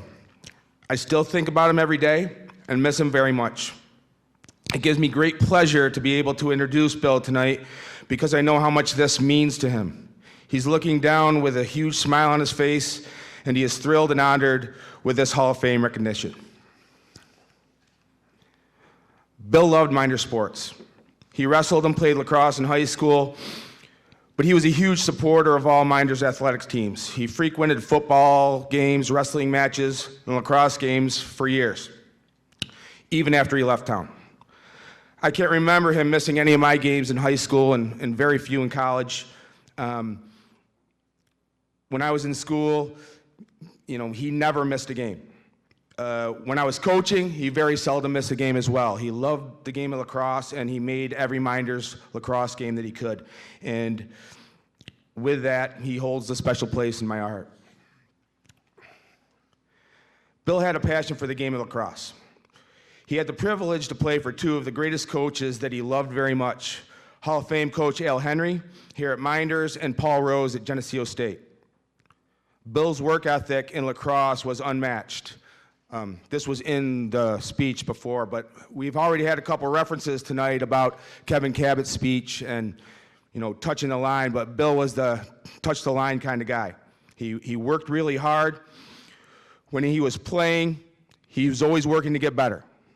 When his playing days were over, he was always working with other Mynderse athletes. I remember, Kevin Laux and John Paddock, up at Mynderse, as well as me, all the time, helping us to be better players. His passion for the game was infectious and something that he passed on to many.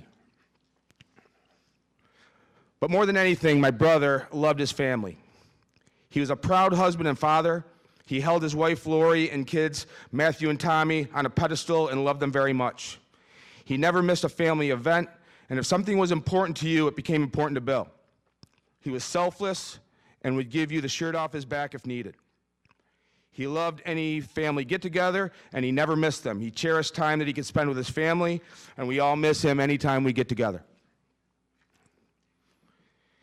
In closing, I would be remiss not to mention two things about my brother. Number one, he was very competitive, and we were very competitive with each other.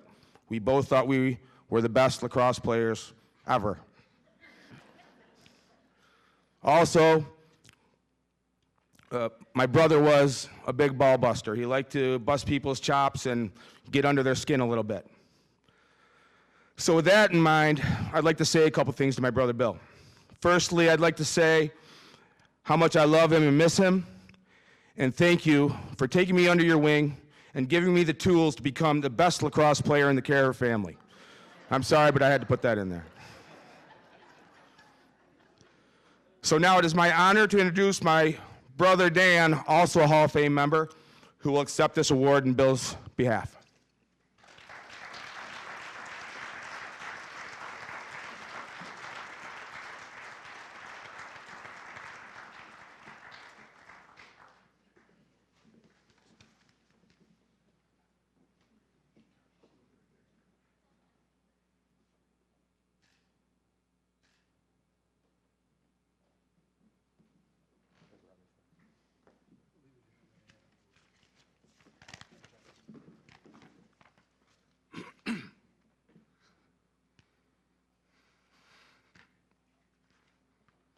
It's hard to get started now after all that, but good evening. I'm here tonight on behalf of the Caraher family to accept this award for my brother Bill. I'd like to thank the Hall of Fame committee for this honor in my brother's name. I'd also like to congratulate all the other honorees tonight for their induction into the Mynderse Academy Hall of Fame. My brother Bill was younger than me. I'm the oldest and Joe's the youngest, but Bill was always hanging around Mynderse athletics when I was in high school. He was, at 9 years old, he started to get a lacrosse stick in his hand. I was lucky enough to be on the first lacrosse team at Mynderse Academy, and Bill was always hanging around. Sometimes, we'd have to tell him, get out of here, you're not supposed to be around. But again, he loved lacrosse, as Joe has already said, and he was a very good lacrosse player. We always debate who's better, but we'll leave that for another Caraher family outing. When Bill got into high school, as Joe had said before, he wrestled again for Coach Myers, and he really had a lot of respect for Coach Myers, and Coach Myers did a lot for my brother, and we really appreciate all that he had done for Bill. He wrestled varsity for 4 years and then played lacrosse varsity for 3 years, and again became a very good lacrosse player for Coach Al Henry, again, who they were best friends.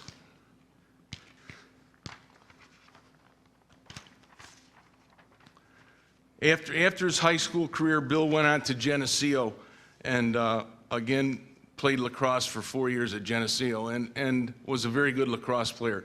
His last 2 years, he was all SUNYAC, and they have an award now in his honor, a midfield award at Geneseo, because of his ability, and his coach, Paul Rose, had passed away from cancer also, and so they have an award for the two of those individuals. Bill always, as Joe said, came back to Seneca Falls and was involved with lacrosse or whatever he could do. And as Joe had said, I have 3 sons, and Bill never missed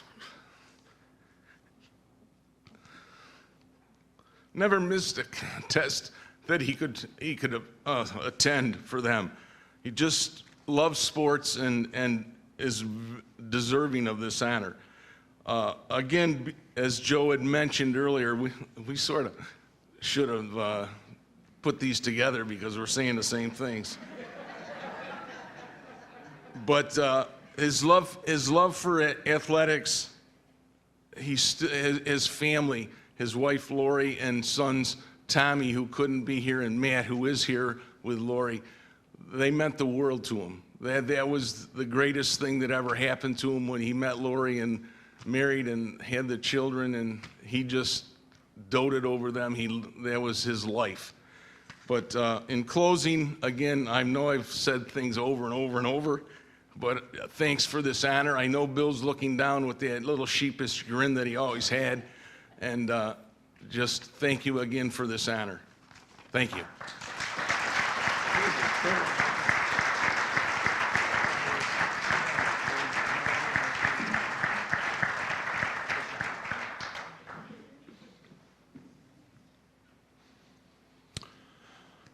Thanks, Dan. To introduce our next inductee, it's my pleasure to introduce Hall of Famer John Nicholson.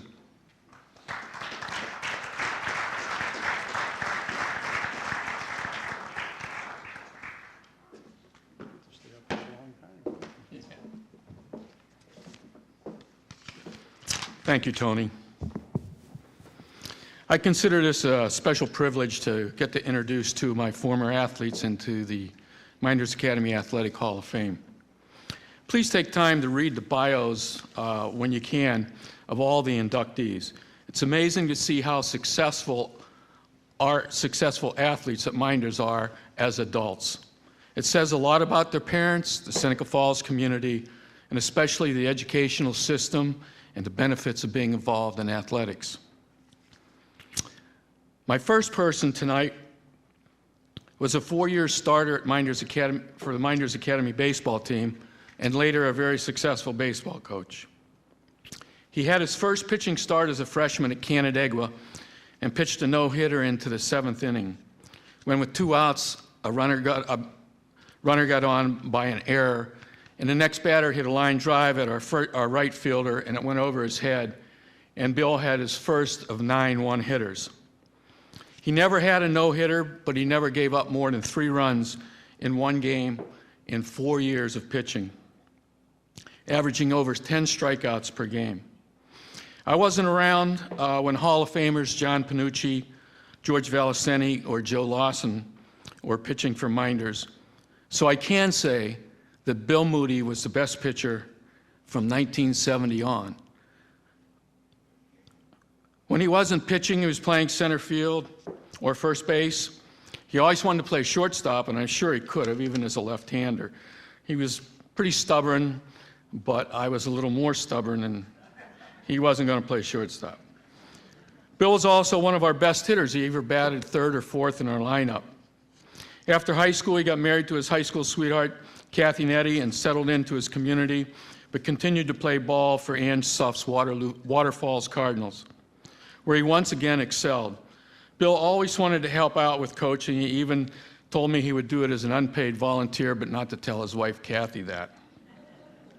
He was an assistant basketball and baseball coach and became a very successful varsity baseball coach for many years. Bill had a unique quality that demanded a lot from his players, yet his players loved him and respected him. I could go on for a very long time talking about Bill, such as no one wanted to have a catch with him because he threw too hard, so I was his partner for 4 years.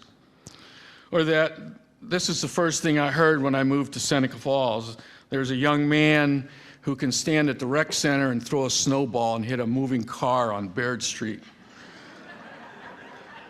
And I'm sure he did it more than once. But most of all, Bill had a heart of gold and an unbelievable love for his family, baseball, and the Seneca Falls community. The community of Seneca Falls and I lost a great friend way too early. It is with great pride that I introduce Bill Moody for induction into the 2019 Mynderse Academy Athletic Hall of Fame. Accepting for Bill are his wife Kathy, children Nicole, Bill, Alyssa, and Christine.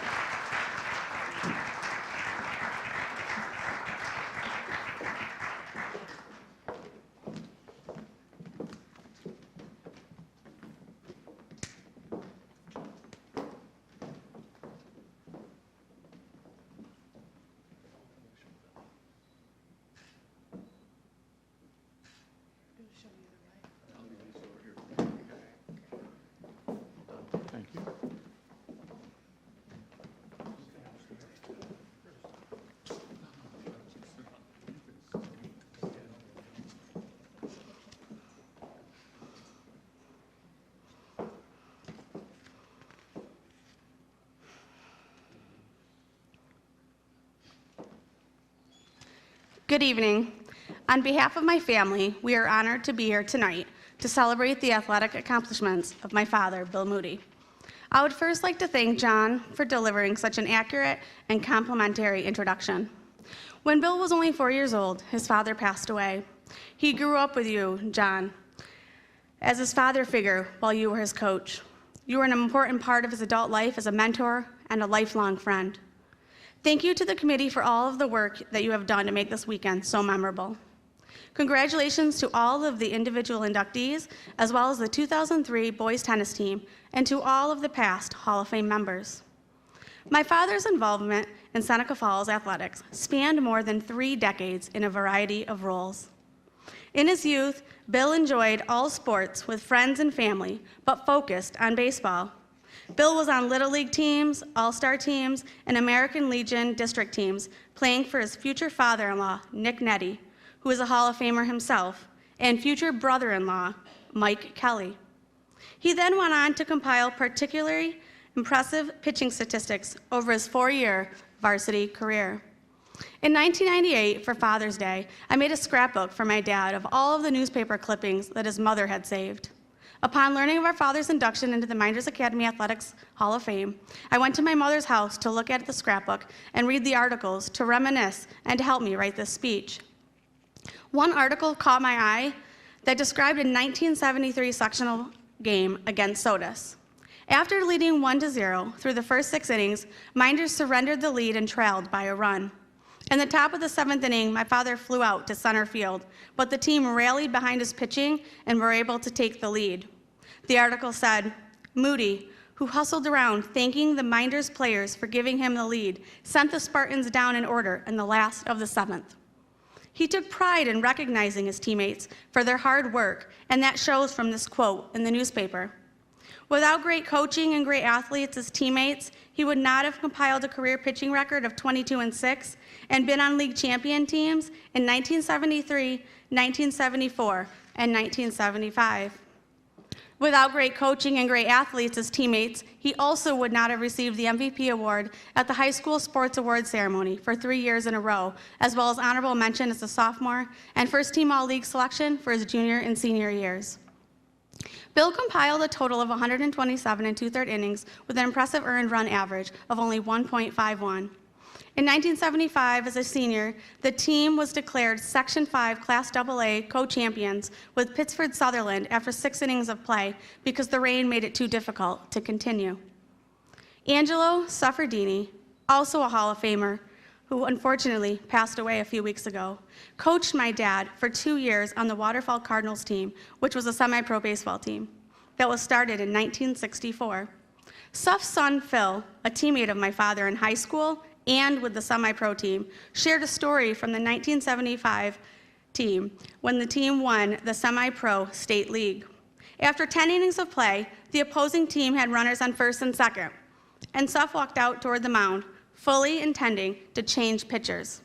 Before he reached the mound, Bill said, Suff, if you came out here to take me out, turn around and go back. Suff looked at him and without saying a word, turned and retreated to the dugout. My dad was confident that he could finish that game with a win and wanted to better his losing effort from the prior year in the state finals. After 13 innings, the game ended, and the Waterfall Cardinals won, with my dad being named the most outstanding pitcher. As he got older, he also created some less competitive memories while playing adult softball for Muldowney's. I remember going to watch my dad at the former Gould's Pool softball fields, now known as Vincent's Park. As a family, we traveled to Saranac Lake with many other families from Seneca Falls every June for a softball tournament. We stayed at the Evergreen Cabins, and at night we would sit around a campfire, and during the day, watch our dads play. We spent many years celebrating the 4th of July with other softball families at an annual party hosted by David and Donna Baker. All of the children would go swimming, play a pickup game of softball with our dads, and at night, watch fireworks and go on the haunted hayrides in the fields. I've got one last story about Bill's softball days. When there was a runner on first base and my dad was playing right field, he was known to intentionally misplay a ground ball or fly ball just to give himself an opportunity to show off his arm and throw the runner out at third base. As an adult, Bill devoted his time to the community as a coach, a referee, and a volunteer. Bill started as a volunteer coach under his mentor, John Nicholson, for the Mynderse Academy baseball program. He was the head coach for the JV for several years and then coached varsity baseball for additional 8 years. His teams earned 2 league championships, a trip to the sectional semifinals as the 16th seed after upsetting the number 1 seed, and a trip to the sectional finals as the 11th seed. One special moment that took place in his final year before retiring as the Mynderse varsity baseball coach was being present to witness my brother, Billy, match our father's 29-year-old school record of 17 strikeouts in a game, a record that they both still hold today. Bill was always confident when it came to baseball and pitching, had a competitive spirit, and was a great ambassador for Mynderse sports. My father also coached freshman basketball at Mynderse for 10 years and volunteered as a coach for youth travel basketball teams, serving in several seasons as a coach for my sister Alyssa. She has many fond memories of playing basketball and traveling to many weekend tournaments. Our dad was the king of throwing fly balls for us to catch. The entire neighborhood would come to the vacant lot next to our house to try to catch them. I swear, sometimes I didn't think those fly balls were ever going to come down from the sky. He refereed basketball games at St. Patrick's Gym, the community center, and other areas around the region, and was a high school football official for 15 seasons. Amongst his football referee peers, an Iron Man Award was created in my father's honor that they award to an individual willing to travel anywhere at a moment's notice to help the organization and serve the kids. In similar fashion, Jim Spina, director of the Seneca Falls Recreation Center, shared a story with me about a time when a basketball tournament was being played at the Recreation Center, but no referee showed up for the afternoon game. Jim called my father, who had been refereeing all morning, and asked if he was available to help out. My father agreed to referee the game and told him he needed to get changed and would be right there. After the game was over, Jim tried to give my dad some money for his service, but he refused to accept it because he didn't want to take any money from the community that could be used to benefit the kids. Jim snuck the money into my dad's bag, and while he was showering at the community center, because he was going to the SMS to bartend afterwards. My dad found the money in the bag that night and went to the community center to give it back the next day. This is the type of guy my dad was. For 6 years, the Bill Moody Memorial Basketball Tournament was held at the community center. The Bill Moody Memorial Baseball and Softball Awards are given at the Mynderse Academy graduation to recognize a senior boy and girl who best exemplify Coach Moody's dedication to the team, school, and community. In 2010, the award was received by my youngest sister, Christine. Although my father was a big supporter at her youth sporting events, his early passing prevented his participation in her scholastic athletic endeavors, and thus would have been proud to see her dedication to her team, school, and community. In spite of his many athletic accolades, his greatest accomplishment, the accomplishment of which he was most proud, was raising his family. Bill was a loving husband to Kathy, his wife of 24 years, and a devoted father to 3 daughters and 1 son before passing away on December 17, 2004. I can recall many times when my parents traveled together to attend my college softball games at Keuka College, including away games that were hours away. My father tried to make as many games as he could when he wasn't coaching himself.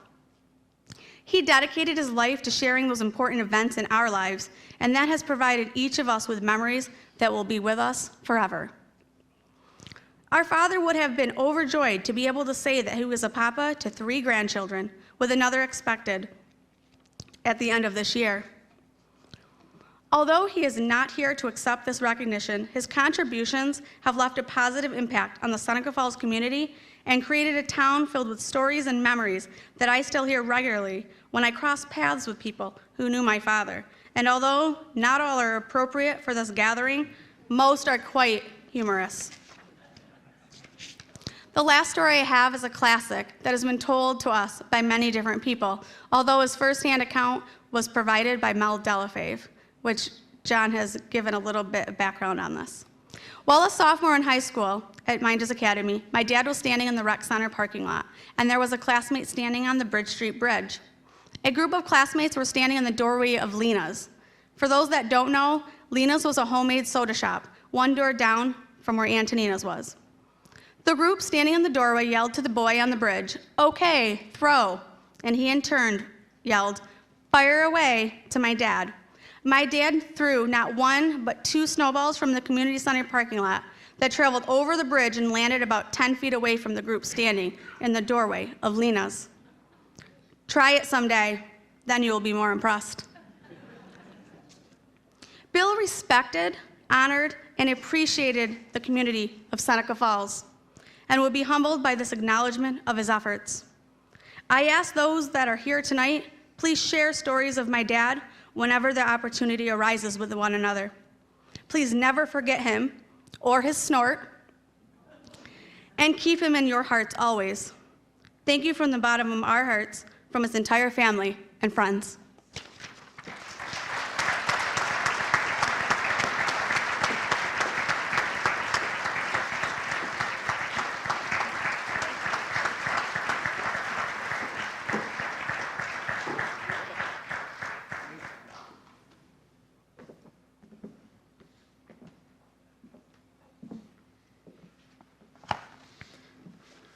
Again, it's my pleasure to introduce Mr. John Nicholson to present for our next inductee. John?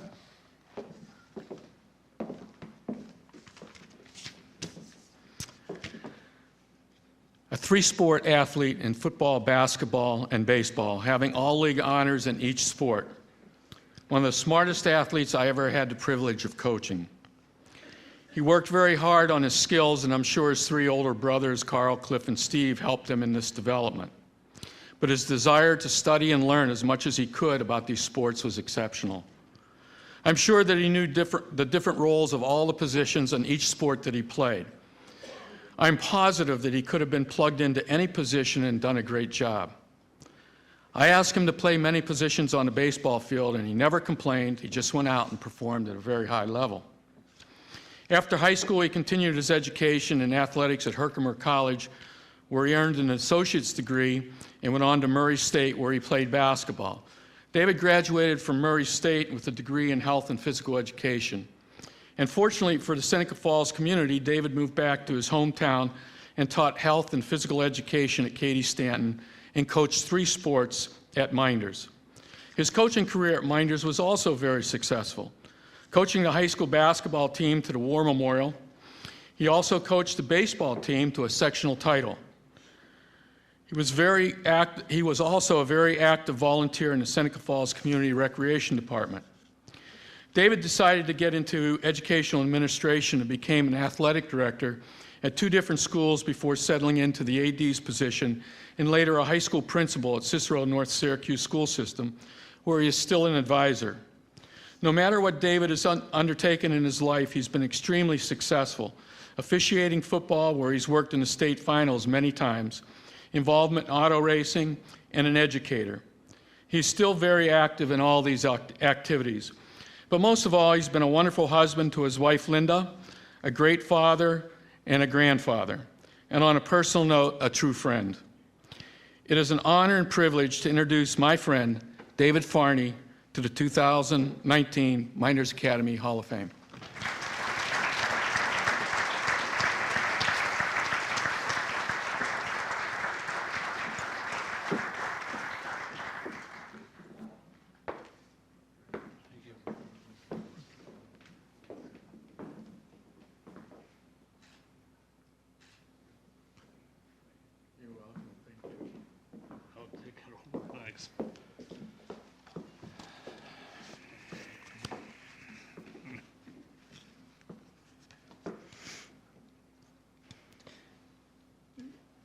Good evening. I'd like to start by thanking Coach Nicholson for being my presenter. It's very hard to call him John, even though I came back to Mynderse Academy after 4 years of college. I still, at this time, still have a very difficult time, and I think that just shows the degree of success that he deserves and all that he's done, and all that he has done for so many athletes here in his tenure here at Mynderse. Thank you, Hall of Fame Committee, for this prestigious honor, as well as the boys' 2003 tennis team. I want to congratulate each of tonight's inductees. It's very special to have known two of the people that were inducted tonight, Billy Caraher and Billy Moody. And it's very special, again, to be inducted tonight. And Mike Anderson. Michael, you were a great athlete. Probably still are, for that matter, right, Mike? No. I just heard somebody in the background. Okay. There were many great teachers and coaches at Mynderse Academy that helped shape my teaching and coaching philosophies. For their efforts, I'd like to recognize just a few. Coach Nicholson, you taught me what it takes to be an effective leader, as well as the importance of being a role model, and I thank you for that. I have to thank Mr. Don Paradise for hiring me as a teacher and a coach and giving me a chance for teaching me the importance of discipline. Coach Bob Schiller, for encouraging me and making me believe in myself and the importance of continuing my education and athletic career in college. Coach George Davis, for teaching me how to be a winner and how toughness is a key ingredient to success. These great men had a tremendous influence in who I am today, and I'm grateful. I was blessed to have had the privilege of coaching many fine athletes at Mynderse Academy in football, in basketball, and in baseball. While I have many fond memories, highlighted by being part of the 1970 Varsity Boys Basketball League Championship team, the 1971 High School Boys football team, the other way around, 70 and 71, and as well as then having the pleasure of coaching many fine young men in 1985, winning the Section 5 Class A baseball championship. I look back at all the experiences and realize that I had a great deal to learn.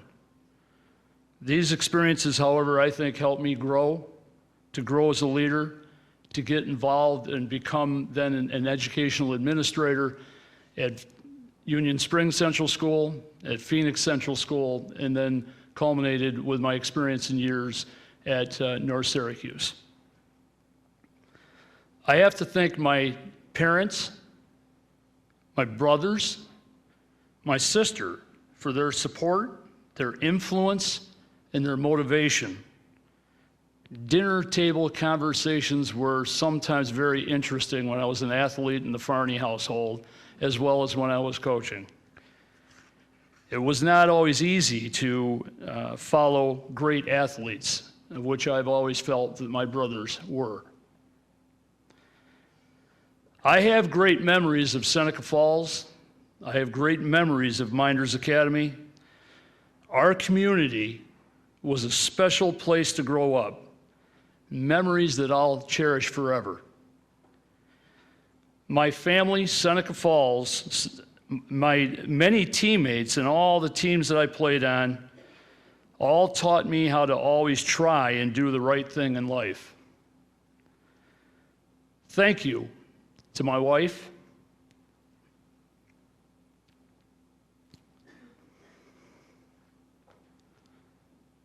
Linda,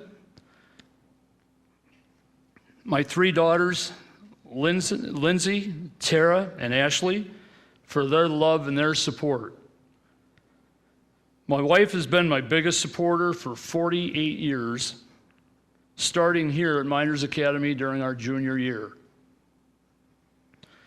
I appreciate my daughters, Lindsay and Ashley, son-in-laws, Joe and Sean, my granddaughters, Kinley and Kyle, and my brothers, Carl, Cliff, and Steve, and my sister-in-laws, Jackie and Burl, for being here tonight and for their support. And I know my brother, Jeff, and sister, Marion, would love to be here, but they live in Florida and they weren't able to make it.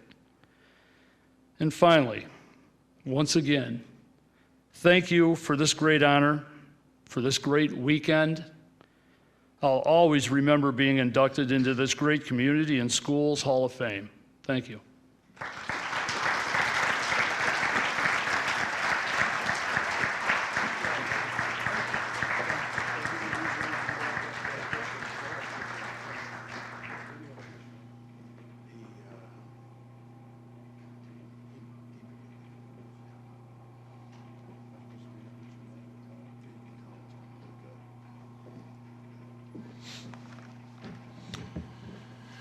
As Liz brings the screen down, there's a short video of the team that's going to be inducted into this year's Hall of Fame. So at this time, Ted, if you're ready.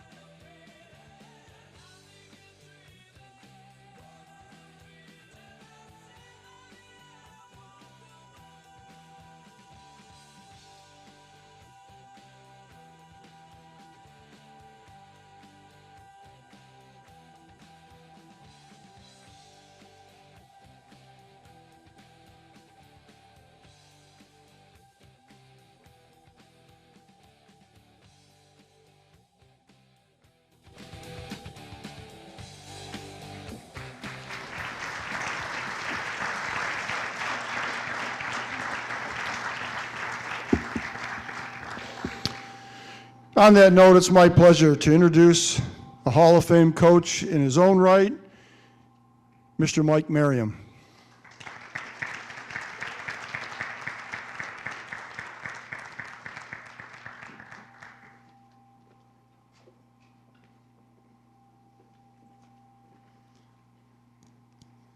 Before I begin my remarks tonight, I'd like to congratulate Coach Scott Redding, the Minders girls varsity team, who defeated Wellsville 3-2 on Thursday night to win the Section 5 Class C1 team sectionals. Powered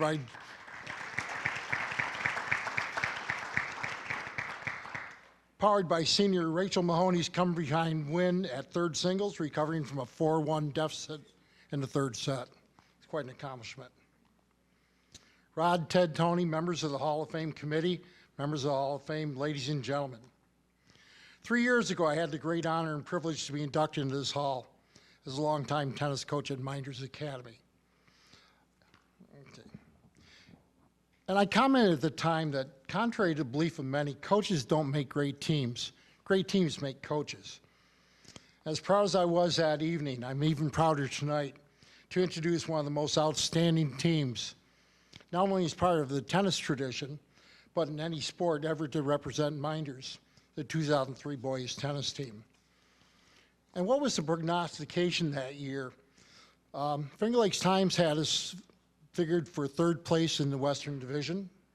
We finished the 2002 season with a 5-10 record in a very strong Finger Lakes league. Nobody was taking us seriously. But we had a young team which only senior Brian Rennie would, Matt Mazuka and Mike Scotty would be juniors, and the rest sophomores. So we knew we had pieces in place. When John Nicholson called me into his office and said, we have a new family moved into Seneca Falls from Massachusetts. And he introduced me to young Kyle Natacchione. And when I shook hands with Kyle, he looked me right in the eye and goes, how does your state tennis tournament system work? Whoa. I think we got something here. It was like a spark to gasoline. So I figured I got to go find Brian Rennie. So I drove across the bridge and went over to Super Duper where he was working during the summer. And I see, if you know Brian Rennie, the curly hair, about this tall, the long legs, the blue apron, the white shirt. And I said, Brian, we've got a new kid coming in, it's supposed to be really good.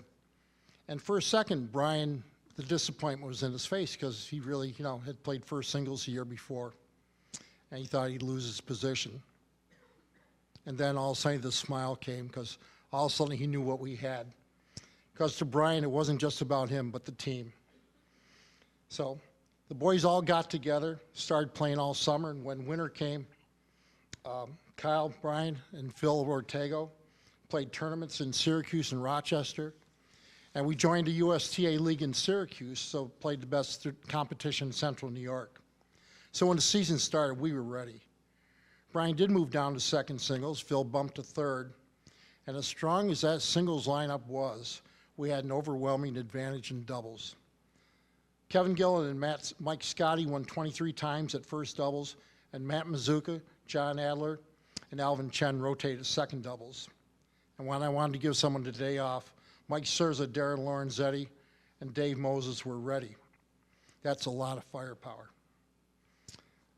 This is a group of young men who set many records, both as a team and individually, with the underclassmen of this group tipping off a 4-year stretch of sectional champions in 04, 05, and 06. It's a team with many firsts. The first team to win 19 matches, a record until tied by the 2017 girls team. And the first time the boys employed an assistant coach, as Eric Rennie played a big role. Eric, by the way, was our first Division I player as he walked on at Niagara. And I had the pleasure to see him coach a high school tennis match at Buffalo Gap High School in Swope, Virginia in 2007. This was the first Minders team to beat tennis giants Harley, Allendale, Columbia, Canandaigua, Whitman, Naples, and Victor all in the same season. 19 wins. This is a group of young men who stayed true to themselves after graduation as well. In gathering some of them here tonight, you realize that some took careers that harnessed the passions that they showed back in the day. John Adler was always going to be a dentist. Phil Ortega and Eric Rennie, educators. Cal Natticuni was going into business. And then Mike Scotty and Matt Mazuka, are two rather unconventional members of the team. They went in other directions as well, but are successful as well. Not only are these gentlemen good athletes, but good people. Many couldn't make it tonight. They're at the apex of their careers and families. Brian and wife Jen just had a baby on September 25th, and when he told her he was going to Seneca Falls on Columbus Day weekend, she said, "Don't come back." Eric is now coaching cross country and had a big event this weekend. Alvin Chen and Kyle Natticoni are late scratches, but I have always been of the belief that whoever shows up are the right people. Ladies and gentlemen, the 2003 boys varsity tennis team.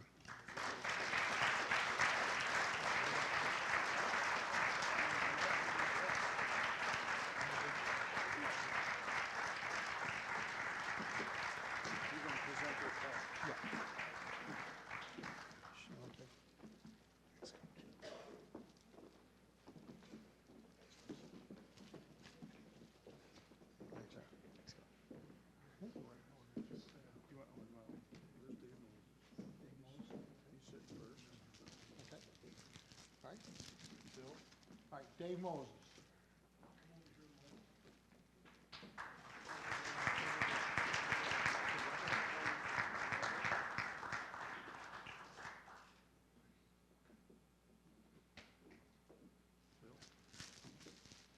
Phil Ortega.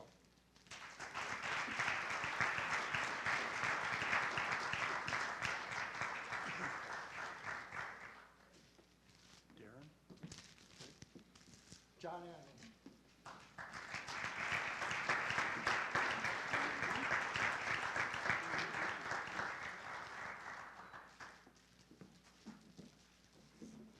Darren Lorenzetti is the one you just had, so now give him that. Oh. Okay, Darren Lorenzetti.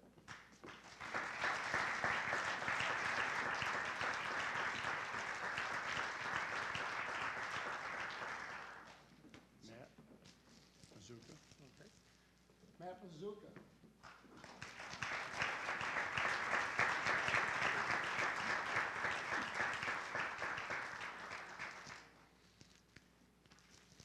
And accepting for Alvin as mom. Alvin Chen, and accepting for Alvin is his mom, Jean.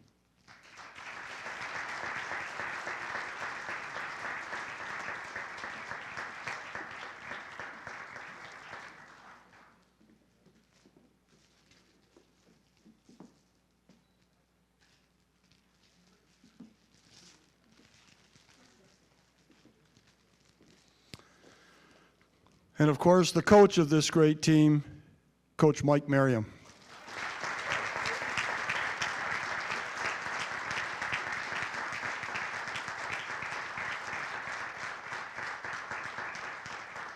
You got somebody talking? No? Okay. All right. You want to get a team picture first before they get done? You're going to take a picture of this team that are up here, please. Milk money collector. You should come to rehearsal.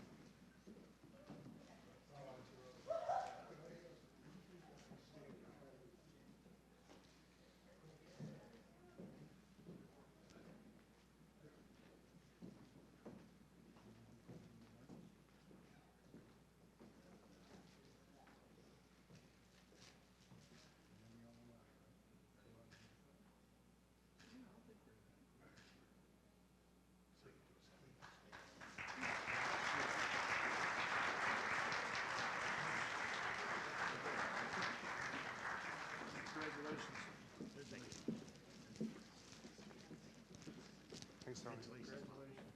Thank you, Bill. Congratulations. Mike, thank you again. Congratulations.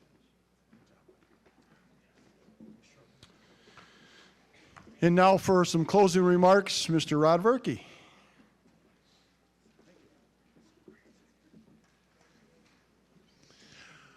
Well, I'm very glad Steve, Farney, and Jeff weren't here tonight because we're only allowed to have so many Farneys in one place at one time. So that worked out well.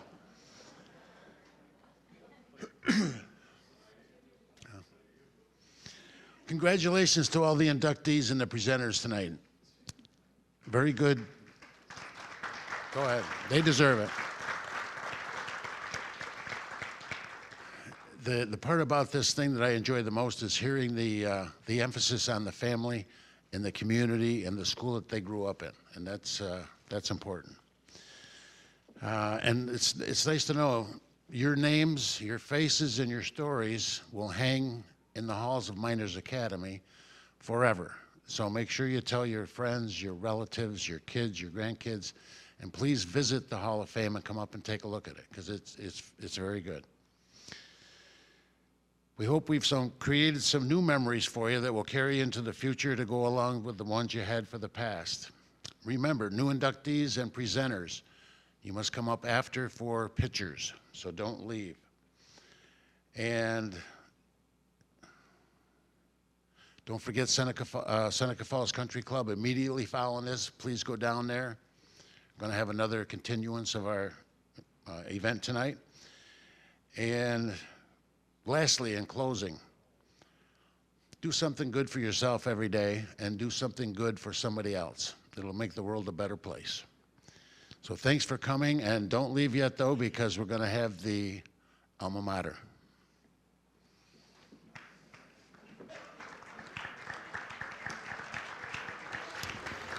I would ask everyone to please stand. Ted Novak's going to lead in his rendition of the Mynderse Academy alma mater.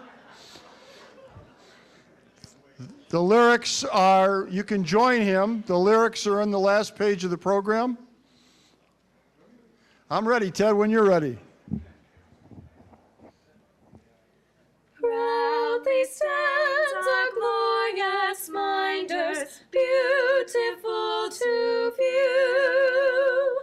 Walls resound with words of wisdom to each student true. Minders, minders, hear our praises as each voice is raised. Glory to the alma mater of our high school days. As we leave the alma mater to tread paths anew, grateful hearts have we for Mynderse and her teachers too. Minders, minders, hear our praises as each voice is raised. Glory to the alma mater of our high school days. Great job, Ted. Thank you very much. Ladies and gentlemen, I'd like to thank you again for being here. Congratulations to all of our inductees. And again, a reminder, the Seneca Falls Country Club will host a little after-hour party. All inductees and presenters, if you could please come up to the stage so we can get one final photograph.